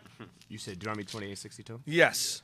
Deuteronomy chapter 28 and verse 62. And I asked him, well, okay, well, if you part of the curses, why y'all keep putting your mouths on baby penises? Whenever I talk to y'all, I'm going to ask that question. Why do you, is that oral law? Is that what that's from? That's an oral law? Dang. The law of fellatio? Read that, 62. Deuteronomy chapter 28 and verse 62. And ye shall be left few in number, whereas ye were as the stars of heaven for multitude, because thou wouldest not obey the voice of the Lord thy God. So he says, you guys, the Negroes, the blacks, the Hispanics, the Native Americans, they're the largest in population. So it says here, will be few in number, whereas you were as the stars of heaven. You go, see, so that don't fit you guys. Now, if you examine our people, the Israelis, we're the minority. I said, that's true, but Captain Zakar says, when have you guys ever been a majority? Right. When were you guys ever a stars of multitude? When? Right. The same time when you guys are a majority of people. And he was stuck. Now, the precept for that is 427 regarding where will be smaller number. Where will be. 427. Deuteronomy chapter 4. He says, that's not the curses. I said 427 is repeating 28. And 68 is repeating 427. Read that. Deuteronomy chapter 4, verse 27. And the Lord shall scatter you among the nations. The Lord shall scatter you among the nations. Watch. And ye shall be left few in number among the heathen. You will be few in number among the nations. So when you're in London, you're in France, you're in India, you're in Iran, you're in Iraq, you are the fewest among the lands of your captivity. The fewest. That's what it means. It says you were for stars of multitude. In captivity, you'll be the minority. Right. They say in here in America, we're the minority. Okay, I don't believe it, but okay. So the point is that under the curses, Israel scattered among the nations will be the minority. Right. That's what it means in 28 verse 62. Nice try, though. Now, read this here. Introduction to the American edition. Slavery in the Arab world. Antedated by more than a millennium, the establishment of this appalling institution by Europeans in the New World. Jump down to despite the long, I'm going to get to the point. Despite the long history of slavery in the Arab world and in other Muslim lands, little has been written about this human tragedy, except for the few abolitionists, mainly in England, who railed against Arab slavery and put pressure upon Western governments to end the traffic in slaves. The issue has all but been ignored in the West. In contrast to because the West is down with it. That goes right back to Joel 3, where the Edomites and the Hamites and Ishmaelites got together and enslaved our people, and sold us. And the trade is still going on today, covertly. Okay, read on. In contrast to the endless flow of books and articles that have enriched our understanding of slavery and the traffic in slaves from West Africa to the New World. The slavery that for centuries was an integral feature of Arab society Go ahead. Has escaped the attention of Western scholars. No, it hasn't. It's deliberately been escaped by these scholars. Go ahead. Ignorance of Arab history or perhaps a bad conscience about the West's shameful record in this sordid business may help account for these vast gaps in Western historiography. Something better might have been expected of Arab historians. Yet, here too, a conspiracy of silence has prevailed and has blocked out all light on this sensitive subject. Arab writers and jurists, to the limited extent that they touched upon slavery, have done so with approval. No moral opprobrium has clung to slavery since it was sanctioned by the Quran and enjoyed an undisputed place in Arab society. It was sanctioned by the Quran to enslave our people. Go ahead. The decision by Arab states to abolish slavery during this century was taken for reasons that had little to do with the moral aspects of the issue. Pressure from Western powers, the introduction of a money economy, and the realization that maintaining slavery will forever bar Arab nations from entering the councils of international society, providing much better explanation for their announced policy. That slavery and the slave trade were inherently evil and therefore merited abolition, were thoughts alien to Arab heads of states and their followers. Right. So our freedom was alien to the Arabs. These guys belong as slaves. They don't deserve their freedom. Go ahead. It is this failure to have co-signed slavery to moral oblivion that explains why it endured so long in the Arab world. The perennial character of this social institution ultimately rested on religiously inspired values, a point that few Arabs were prepared to challenge. And because slavery was never questioned from a moral standpoint, it should be no surprise that it still persists in Mauritania and in the Sudan. It still persists in Mauritania and Sudan. The Arab slave trade is still going on. Go ahead. Mauritania officially abolished slavery on July 5th, 1980. It openly abolished slavery in 1980, but covertly it's still going on, and the European Union is profiting from it. They've investigated it since 2017, and it's still going on in 2024. It has not changed, but it was abolished 1980, not 1880. 1980. Listen carefully. Read carefully along with us. Abolished in July 5th. Independence Day. The day after Independence Day, right? 1980. Go ahead. That's 100 years later. Go ahead. But as the government itself acknowledges, 120 years later, 100 and some years later. Go ahead. The practice is still alive. But the practice is still alive. Go ahead. And well. And doing prosperously. Go ahead. It is estimated that 200,000 men, women, and children are subject to being bought and sold like so many cattle in this North African country, toiling as domestics, shepherds, and farmhands. Harritons. That's what let's talk about. Go ahead. Slavery and slave raiding, which never fully died out in the Sudan, have reappeared on a large scale in the disaffected southern region of the country, which has been fighting off and on for autonomy against the Muslim-dominated North. Muslim-dominated North. Slavery and slave raiding in the Sudan. Remember, Sudan was called Bilad el-Sudan, land of the blacks or Negro land. Our people who reside in Sudan, the Semites that reside among the Nilotes in Sudan, which will be Egyptians, those are Egyptians really, where slavery and slave raiding takes place. Okay, go ahead. In 1987, the head of International Catholic Mission confirmed reports of widespread slave raiding in the southern Sudan. Southern Sudan, come on. That was being carried out by armed Arab militias. By armed Arab militias. Armed Arab militias. Go ahead. Notably from the Rizagat tribe against defenseless members of the Dinkas. Of the Dinkas. The Semitic Dinkas. You have Hamitic Dinkas too. Our people are referred to as Dinkas, living among them. Dinkas. Now, I'm not saying all Dinkas are Jake. I'm not saying that. But in those who got enslaved and snatched up, Ishmael knows those aren't Hamites. Yeah. These are the Jakes here. Take them. Nations know. We up here, but how do they know? There's a God. That's how they know. Read on. Against defenseless members of the Dinkas. Watch this. A people that from time immemorial have been... Stop. The Dinkas are people that from time immemorial, meaning for a long time, this group of Dinkas here, go ahead, have been hunted down by Arab slavers. So you know it's not Hamites they're taking. It's Jake they're taking. Among the Sudanese people, the Hamitic, the Semitic people of Sudan. Okay, read on. According to this source, as well as accounts by journalists and scholars, hundreds, if not thousands of people have been carried off by slave traffickers. The great majority of the victims are children between the ages of 8 and 14 who are forced to march from their native lands to the north where they are sold into slavery. Forced to march. They make us walk. Now, on this side of the world, it's called the Trail of Tears. On the other side of the world, it's the same thing. You had Trail of Tears on this side of the world, where they had Negroes and Jake, Judah, and Gad walking among Andrew Jackson, Andrew Jackson was 18. What, 1820s. 1820s. Marchers from Florida, I believe, from Florida to Oklahoma. Made us walk all the way. Death along the trail. Same thing over here with the Arabs. Go ahead. On the other side of the world with Arabs. Go ahead. These reports have it that boys were being sold for the equivalent of $240 and girls for $160. A Sudanese historian from the University of Khartoum, who had the courage to write about the recruitedness of slavery and slave raiding in his country was arrested by the police. So a Sudanese historian got arrested for bringing this out because it was being done secretly. It's supposed to have been abolished. It's still happening. Go ahead.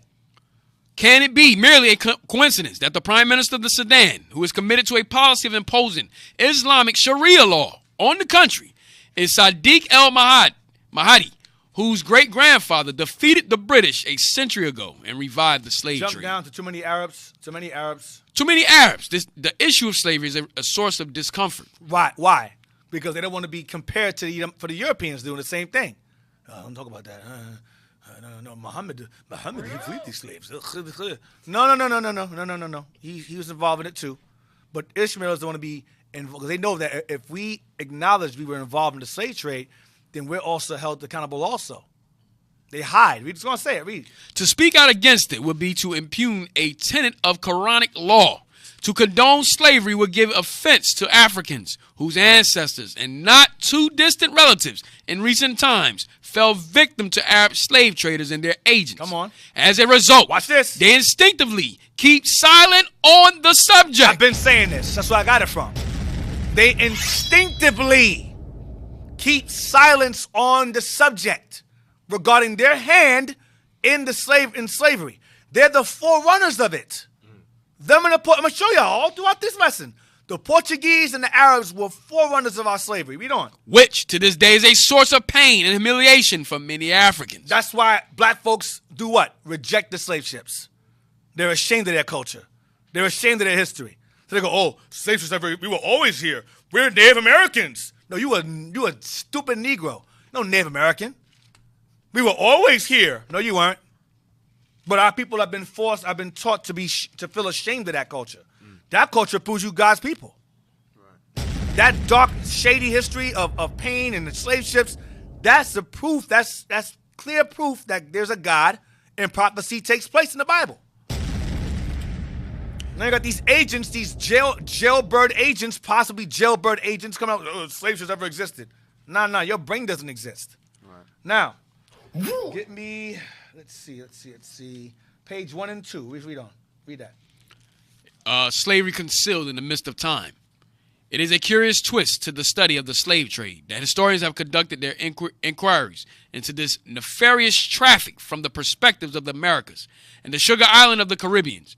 Almost irresistibly, their attention has been drawn to the transatlantic trade, which from the middle of the 15th century 1400s. Down to the third quarter of the 1800s 1860s. Brought an estimated 10 million blacks across the Atlantic Ocean. Far more. That's the underrated estimate. But go ahead.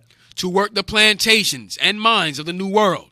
It was this traffic in blacks from Africa's west coast, initiated by the Portuguese in 1441. That's the accurate date.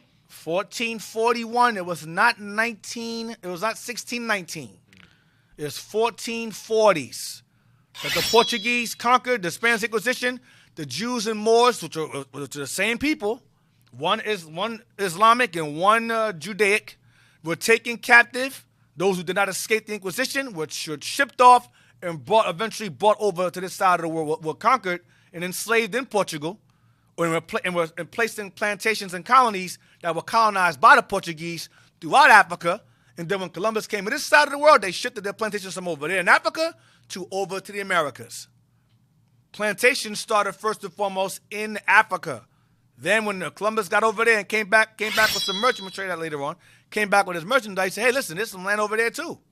And they put plantations over there. Go ahead, read on. 1441, go ahead. That provided the labor that fueled the rapid economic development of Brazil and the old American South.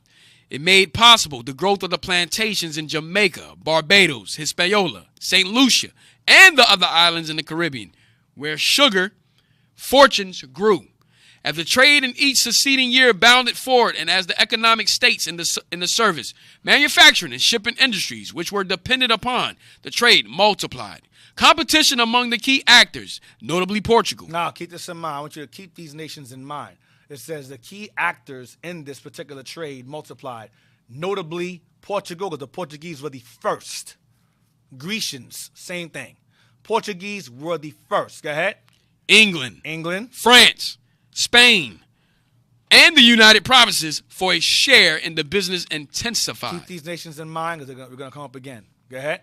Countless volumes have been written about the transatlantic trade that resulted in the greatest forced transfer of people from one continent to another. The roots are all too familiar, so much more that every school child in the West has at one time or other learned about the triangular trade. This followed a course that originated in one of the many ports and inlets along Africa's sinuous west coast. It was at such places as Kominda, Shama, Elmina Castle, or Lagos, Nigeria, on the dreaded Bight of Benin. Remember that wall was built there that got knocked down by the British. The Wall of Benin. Benin is the kingdom of Wida. Go ahead.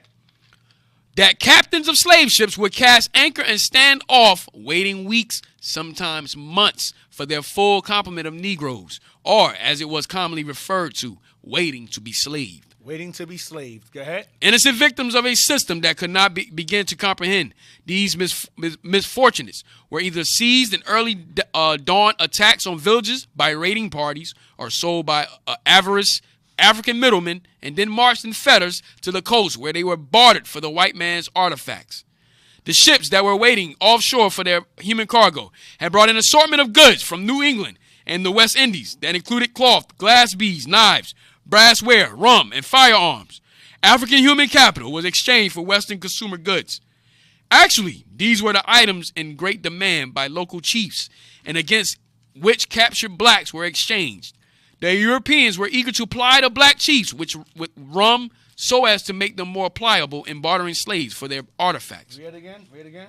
Actually, these were the items in great demand by local chiefs. Local what? Local chiefs. That's Tyre and Sidon. That's Hamites, local chiefs. Now, let me explain something also. Some of y'all say, oh, well, our people were involved in it too. The Bible talks about us being men stealers. You did have our people that were involved as well to an extent, but it's very, very small. Our people were, you had like our people who pretty much were like traders of their own people, worked with Ham, and they would take us. But those same people that took us, they got sold off too. They didn't profit from it. And then you say, oh, well, you guys, I heard white people say, why don't you go after the Africans? Yeah, they sold y'all as slaves. I mean, regarding reparations, you should go after the Africans because they were involved in selling y'all as slaves first. Okay, cool. Let's deal with that for a moment. Now, reparations, I don't really care about reparations, but Esau tends to counter that argument by saying you should go to the Africans because they sold you first. Now, remember, when we got conquered in Africa and sold by the Hamites and Arabs to the white man, right? And they brought us over here and built their economy based upon our labor. Did they not return back to Africa and take it piece by piece? They went and took Africa and divided it. They call it the Berlin Conference. So all the wealth that those chiefs gained from slavery, they lost it. They took their money back. With all the resources, all them Hamites that they made deals with the British and they get out of here, man. This is our land now.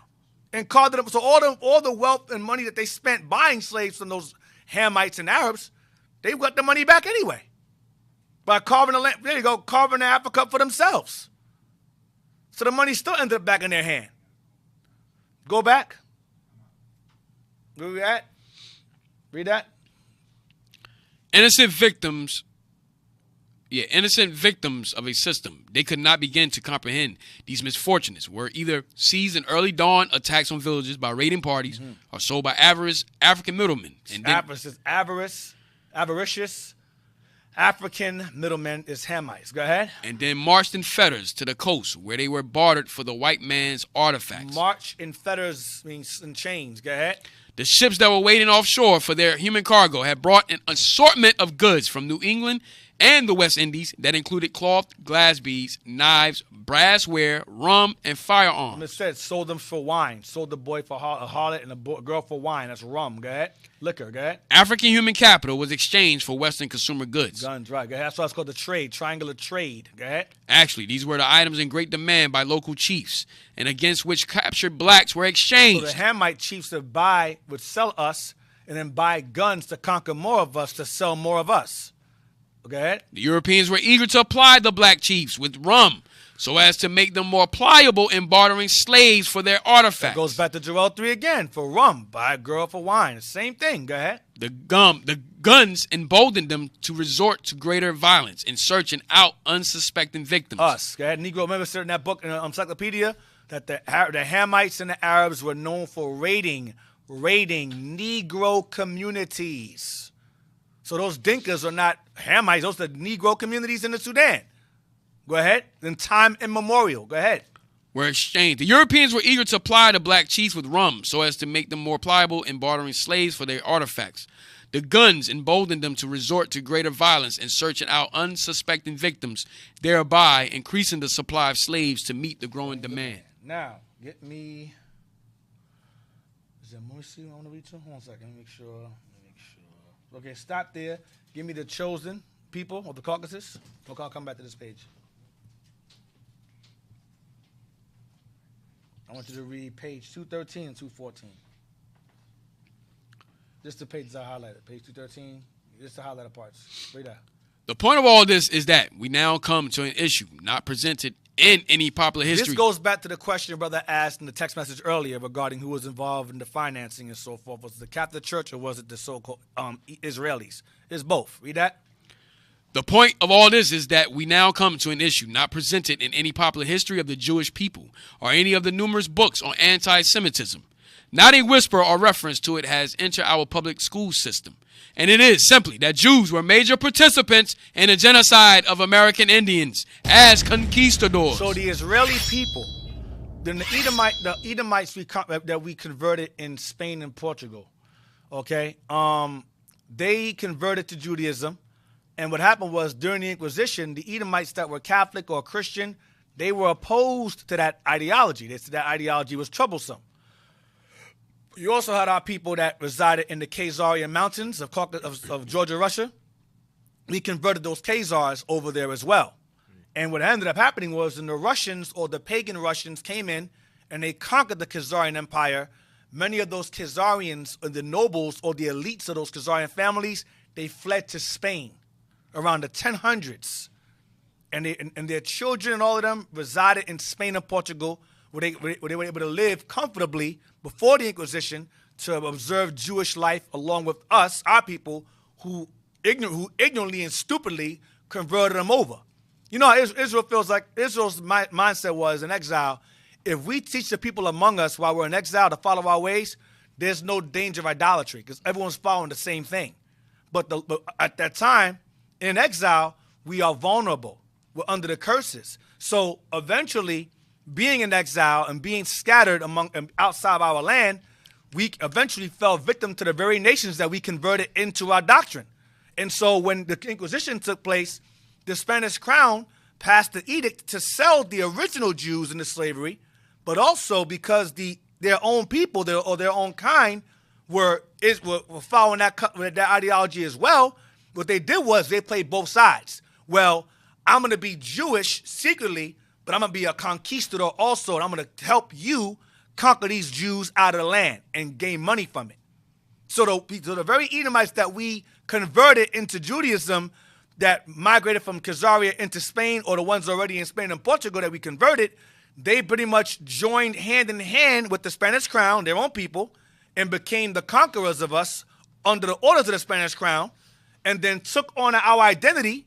Then when we got sold off into slavery, they're the ones that's riding the ships, financing the ships, what's the word?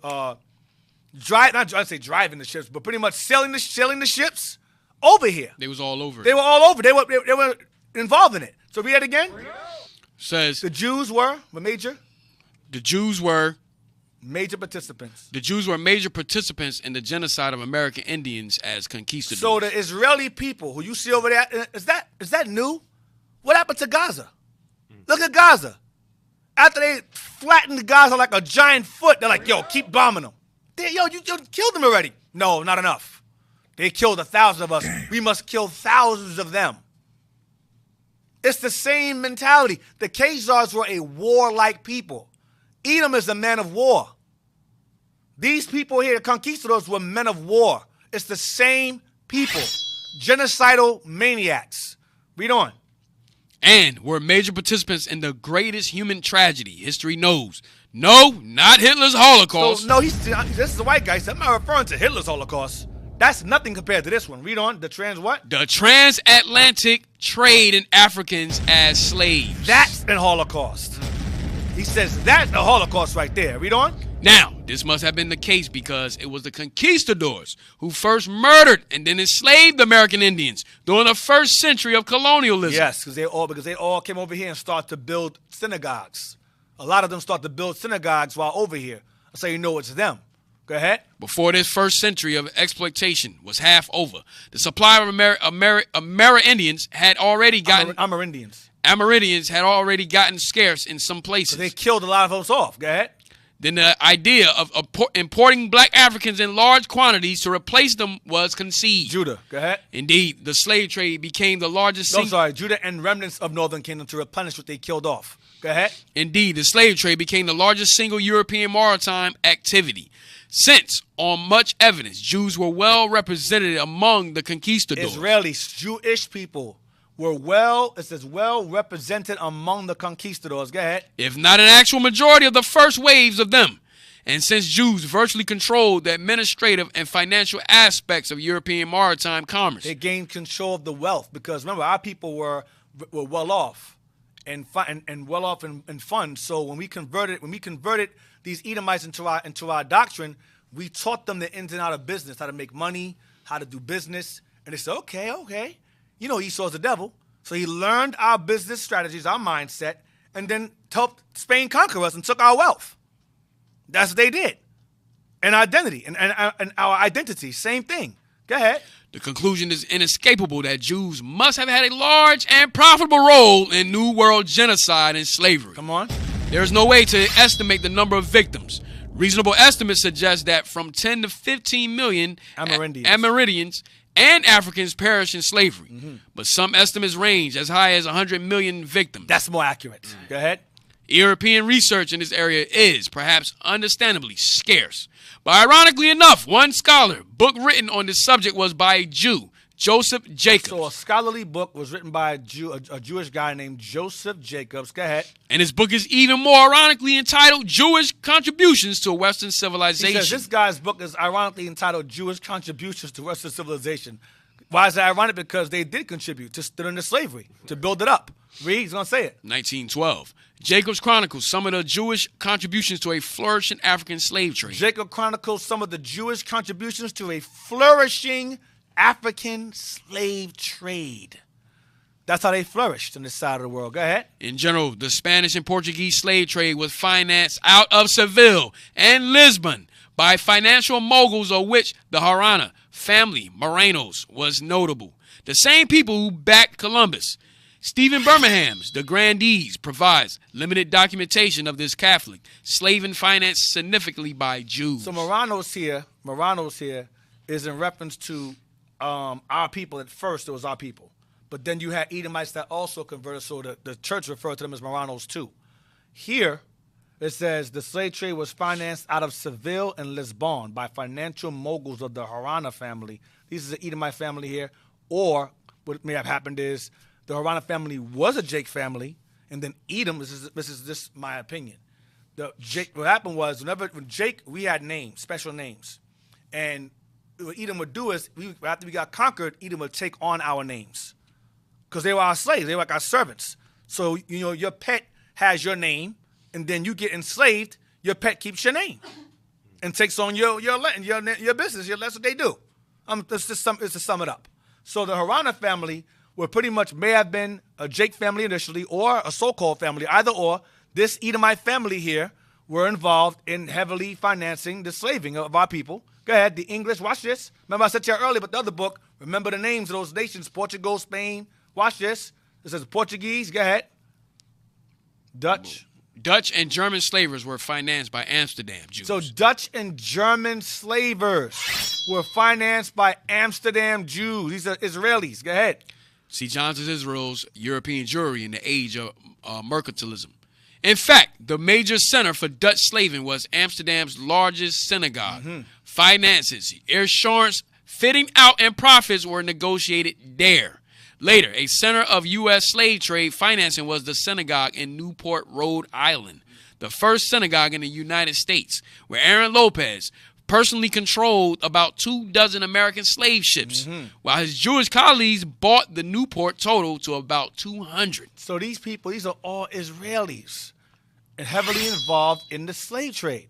I got to do some more research. I believe that the Dutch and West India Company was run by so-called. They were. I have a book. I'll bring it. It's called The Modern Capitalism. There's a book called The Modern Capitalism that goes into the Dutch. Yeah, and all of them. You have the East West India. You have the East India Company, I believe, and West India Company, I believe. They all run by them.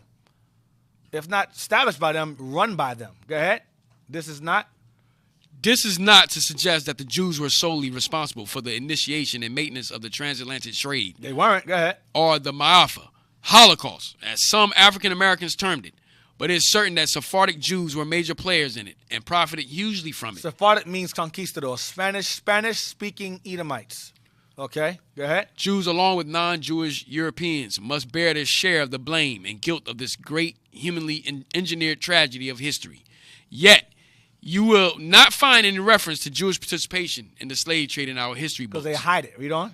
And when Dr. Leonard Jeffries, chairman of the Department of Africana Studies... I believe Jeffries is Jake. Go ahead. The chairman of the Department of Africana Studies at the City College of New York referred to it in a speech on July 20th, 1991.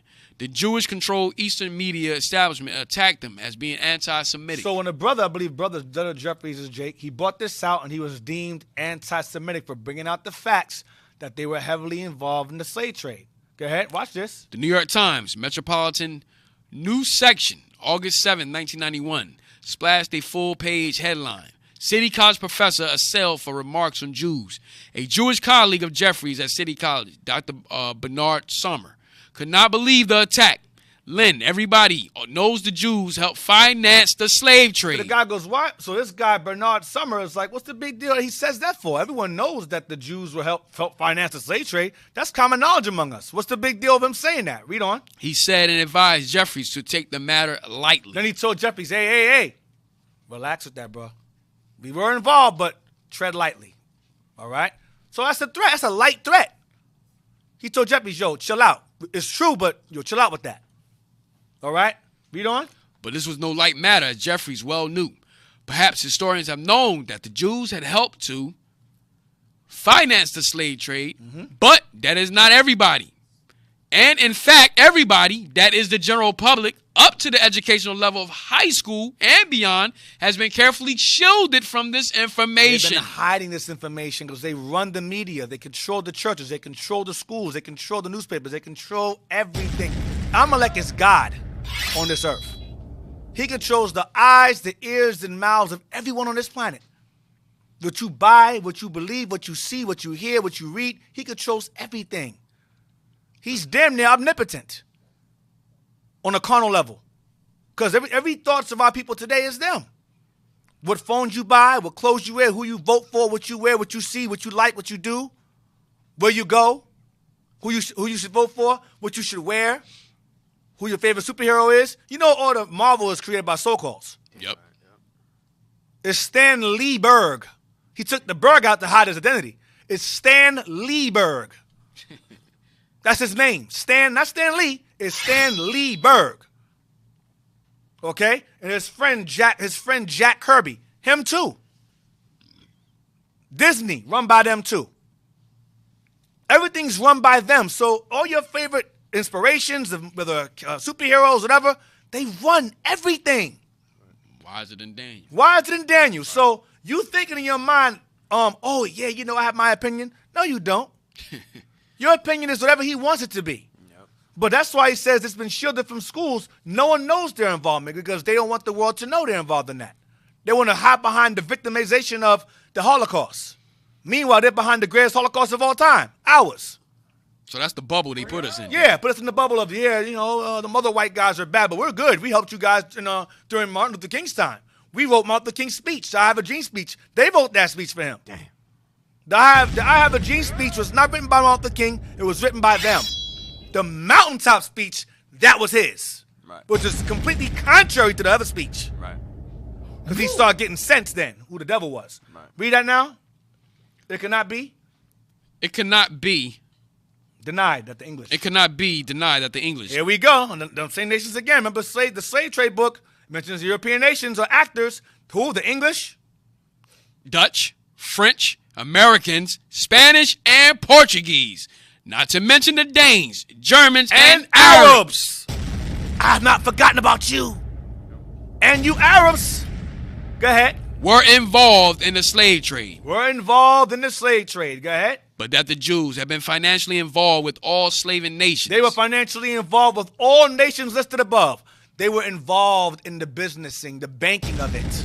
All them Rothschilds, Bilderbergs, DuPonts, I'm not sure, Waltons, Walmart, I'm not sure if it's them, maybe them too. But all of those old families that run things behind the scenes, they were the financiers of all the slave trading, with the Arabs included. Go ahead. But that the Jews have been financially involved with all slaving nations has been suppressed. They're suppressing it. Jump down. Jeffries, read on. Jeffries was subjected to what he called a media lynching. That happened to Nick Cannon. That happened to Kyrie Irving. That happened to Kendrick Lamar. That happened to Ice Cube. Nick. Who else? LaShawn Jackson. LaShawn Jackson. It was a rapper in England. Yeah. I forgot his name. Yeah, him too. Ye also. Media lynching. Teach your niggas a lesson. We're gonna re-educate you niggas, man. Don't talk about us. We control your pockets. Go back.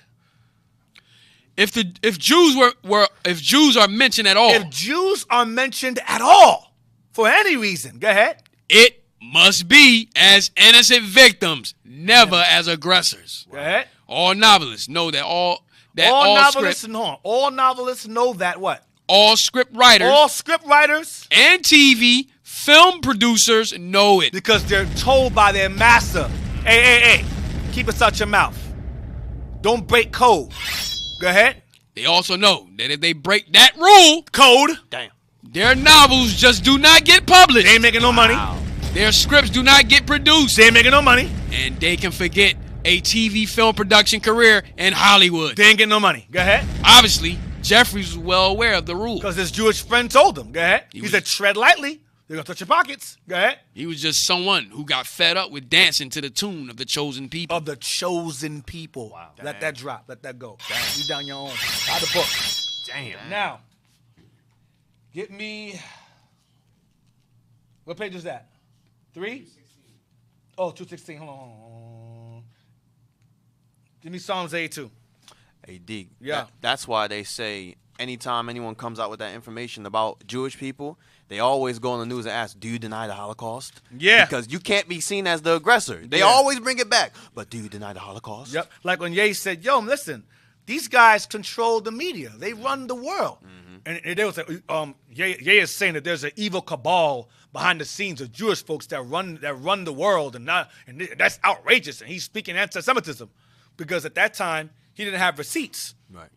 So another interview I saw him on, he's walking towards his car.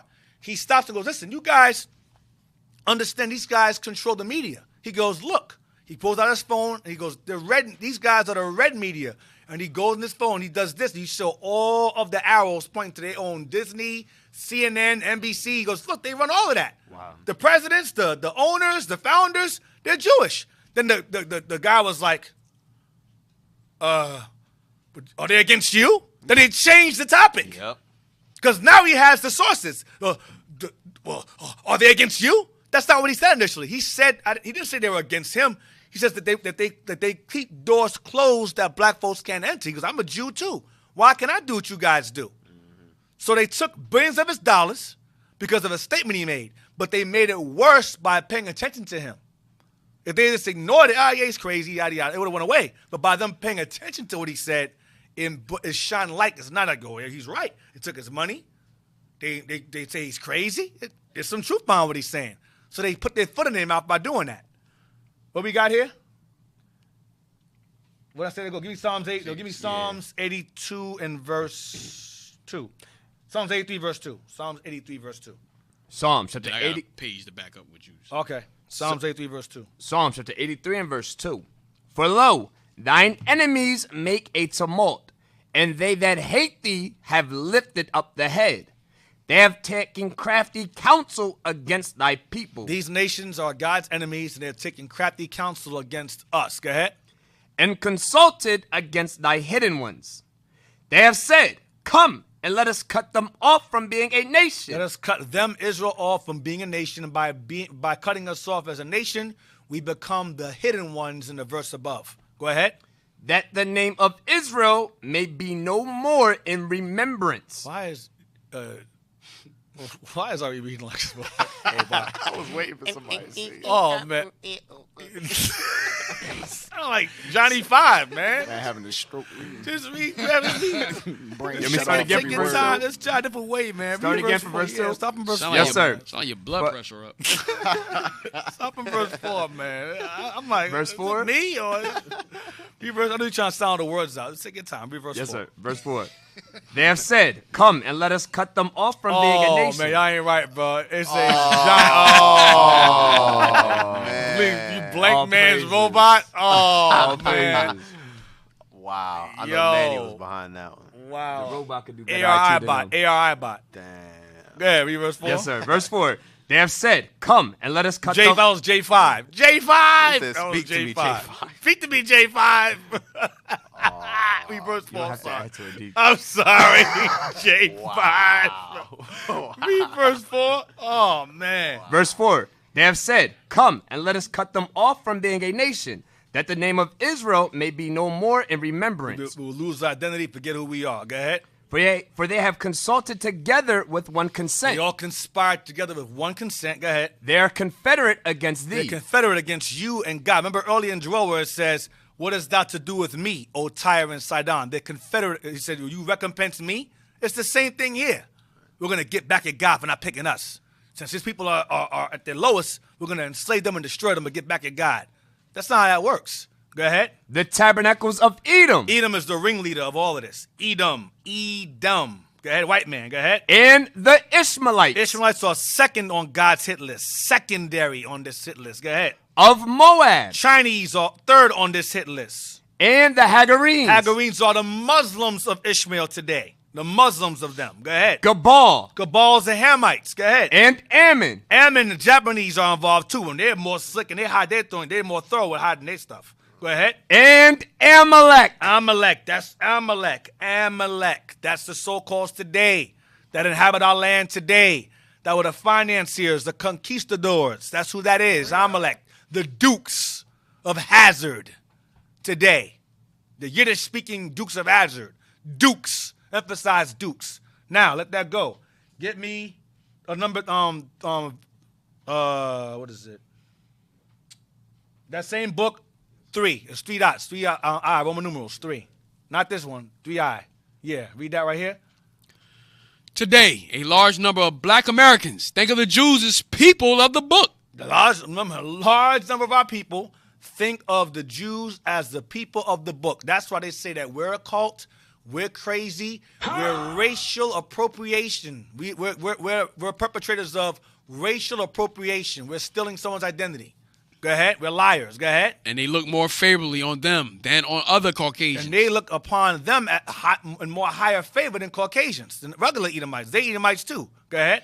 These poorly informed blacks. You Negroes are poorly informed. You don't know what the hell you're thinking about, what you're talking about, because your mind is controlled by the same people here. Go ahead. Do not know that the Jews of Europe play the same role in their enslavement, oppression, and colonization as other Europeans. Come on. This is why chosen people from the Caucasus will cause heads to shake, change many minds, and challenge people to discard their long-held fantasy about the Jewish people of Europe and the assumption that they were friendly toward African people over and above other Europeans. Because as you know, the ADL works hand in hand with the FBI, and the ADL was heavily responsible for destroying and dismantling Marcus Garvey's movement and all the other black movements behind it.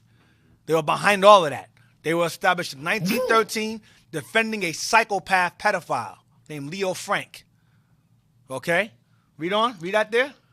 In Chapter 1, Michael Bradley points to the fact that, as financiers and insurers of European maritime commerce, a commerce largely focused on the slave trade for 3 centuries, Jewish mercantile houses amassed vast fortunes in both Europe and North America.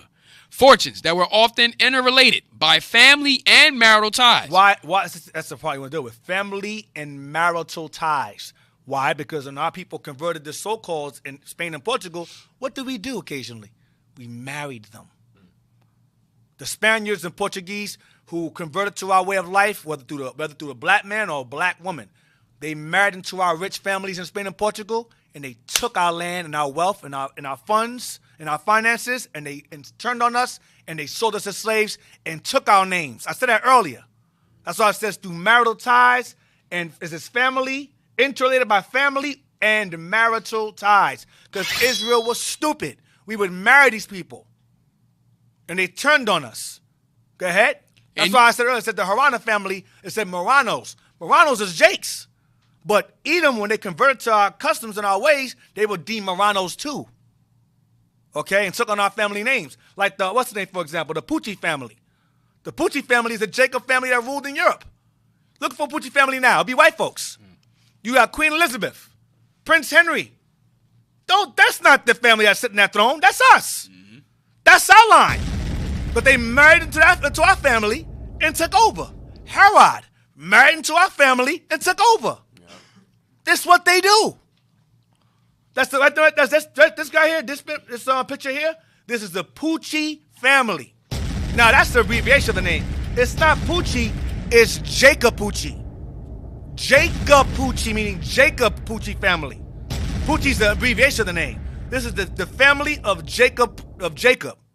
So if you look up the Jacob Pucci family now, it won't look like this. They will not look like this picture here at all. But we married with these people. We intermarried with them. Now they're Pucci now. You got the Pucci family, and you got another family called the Medici family. Them dudes is demons. The Medici family was the worst. You'll find that name in all kind of evil. Hey, Deke, that's just like what you also bring out with Arnold Schwarzenegger. Yeah, Arnold Schwarzenegger. That name, you got Johnson, you got McDonald, McDougal. All these names mean nigger. Dunn, Morrison, Morristown. That's nigger names. And we ruled, we gave ourselves Blackson, Blackman, whatever, Blackmon. That was us. White folks say, my name is Blackman. No, it's not. But their family married with us and took the names. That's what they do. Read on. In Europe, conversos operating out of Madrid. Those are our self-given names, not our biblical names. Those are names we gave ourselves in exile, not our God-given names. Those are self-given bywords. That's what I call them. Read on. In Europe, conversos operating out of Madrid and Seville handled the business of Spanish slaving. Right, because you have ports in Madrid and Seville for slaving. Go ahead. Jews openly operating in Amsterdam served the financial needs of Protestant slavers. Protestant slavers, not just Catholic. Protestants were selling us as slaves also. They're all the same. In America, a flourishing Jewish financial community centered mainly in Newport, Rhode Island, financed and insured slaving voyages by Yankee captains. American captains. Go down. He also highlights the disproportionate role that Jews have played in relation to the spread of what is called Western civilization. So the funding of Amalek bankers is what was used to fund Western civilization. Okay? Now, real quick regarding them taking our names, I'm going to land it on this. Give me Jeremiah 2:25. Just to show you how they got our names. This is how they got our names and took over our wealth and so forth. This is how. Jeremiah chapter 2 and verse 25. Withhold thy foot from being unshod. He's saying withhold your foot from being exposed, being vulnerable, meaning you become sinful. Go ahead. And thy throat from thirst. And your throat from thirst means you reject the words of God, the waters of the Lord, the living waters of the laws of God. Go ahead. But thou saidest, there is no hope. We said there is no God. There is no Bible. We don't believe in that book. We don't believe in that God. We don't believe in those prophets. Go ahead. No, for I have loved strangers. What we do? For I have loved strangers. We love strangers. Go ahead. And after them will I go. And after them I will follow behind them. I'm not following behind God. I love the heathen. I'm going to marry them. I'm going to convert them and teach them our ways and live happily ever after with them. That's not how that works. I'm going to give you an example. We see it in modern times. You'll see a brother, he an athlete, actor, he make millions of dollars. He'll get a white girl from college. Yep. He ain't got a dime, he ain't got no money. He ain't got a pot to piss in or a window to throw it out of. But he got potential. He's playing ball. White girl stay by his side. I love you. You love me? I love you. I love you, Tyrone. Thank you, Amber. You've always been there for me. And he'll stick around. She'll stick around. He gets into the league. He gets that contract. He gets that deal. She gave him like maybe 2, maybe 3 babies. She's like, yeah, I'm not happy. And take his money. Damn. This is what they've done. They do it all the time. So when Israel was ruling Spain, that's why I said the first mulattoes over here was Jake men and Edomite women.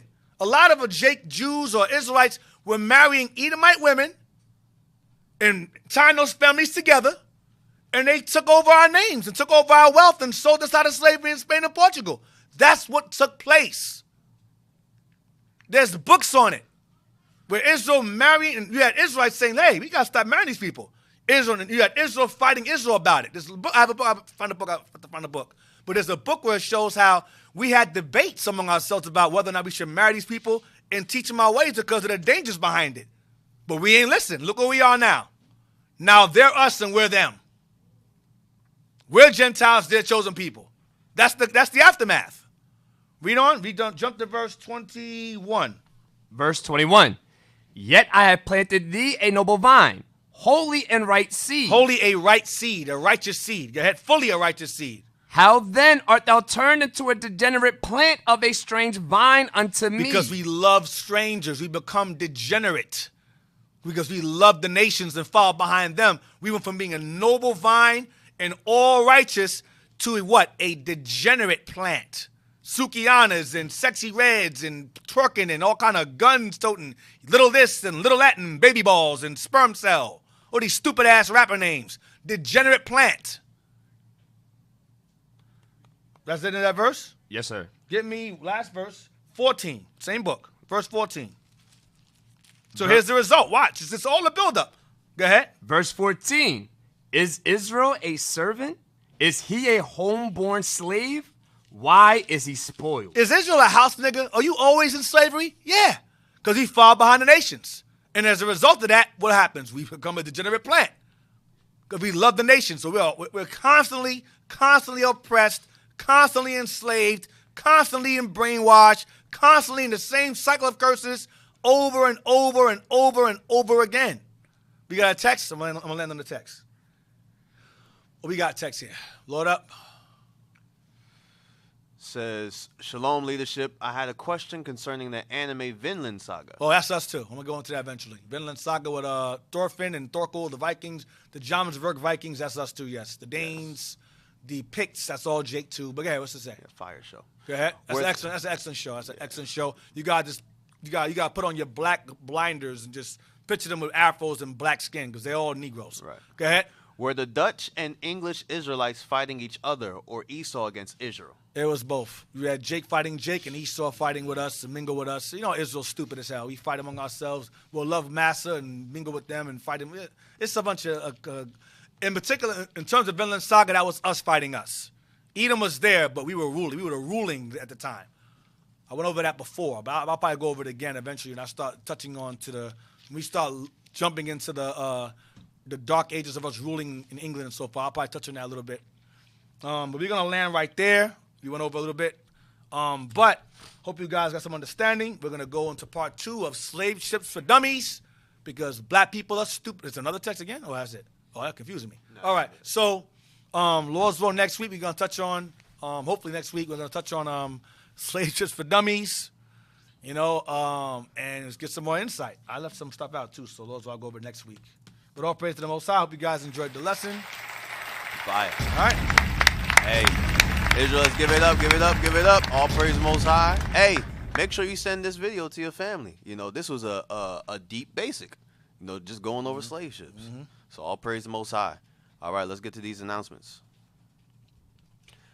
All right, Israel, make sure you follow Our Hidden History Radio on YouTube, all right? Hit the notifications button so you know when we go live. You don't want to miss an episode, then you have to go back 3 weeks and say, damn, I missed 4 weeks now, all right? So make sure you hit the notifications button so you know when we go live. Also, subscribe to our Philly channels, IUIC Philadelphia and IUIC Philadelphia in the Classroom, to get the latest content from the deacon, captain, and officers of IUIC Philly. You can donate to Our Hidden History on PayPal to iuic.philadelphia@israelunite.org. In the comment section, put OHH so we can purchase more books to bring out to you. Donate to the Booster Club. You can donate to the Booster Club on PayPal to iuic.fundraising@israelunite.org. All right, you see what we're doing all around the world. The work does not stop, but we need your help to accomplish this. All right, so if you believe, send in your funds. Last but not least, subscribe to IUIC TV to get exclusive content from the leadership of IUIC. And tune in next, I believe they're coming on, to Raven and Wolves with Deacon Malafia. Y'all coming on next, you said? I believe so. So. Yeah. Shout out to Raven and Wolves. They had the 100th episode last week. All praise the Most High. Great show. I know Deacon's about to go to another level now, so all praise the Most High. All right. Missing persons. For this week, we have Kevin Stanfield. All right. Kevin Stanfield is 27 years old, African-American, eye color brown, hair color black. I said that backwards. Hair color brown, eye color black, 5'8", about 180 pounds. Kevin was last seen on September 11th wearing a dark-colored windbreaker jacket and dark-colored pants. All right, so if you do see the brother, make sure you let the local authorities know. All right, let's find our people. All right, also, like we've been saying, donate to the land. All right, we want to, like the deacon been saying all day, we want to celebrate our feast on our own terms. All right, if you believe that, send in your funds on PayPal to Israel@israelunite.org. In the comment section, put land. All right, it's going to be accomplished. You know, the scripture says, as a man thinketh, so is he. So we will do it, but will you be a part of that? All right, next. And lastly, we're seeking assistance. We're seeking your assistance to enhance our national broadcast. Kindly spare a minute to provide feedback by answering 5 brief questions. So pull out your phone and scan that QR code. I know I will do so myself. The volume was very loud. I'm about to bleed out of my eye sockets. Damn. But all praise the Most High. Praise this. All praise the Most High. Yeah, that was personal. Dang. That's it, deep. All right. Yeah, that makes 2 of us. I hope you guys enjoyed the lesson. Lord's will next week. We'll see you again. Slave Ships for Dummies, Part 2. Stay tuned. Don't miss it. Shalom. Most High in Christ bless. Shalom. Most High in Christ bless.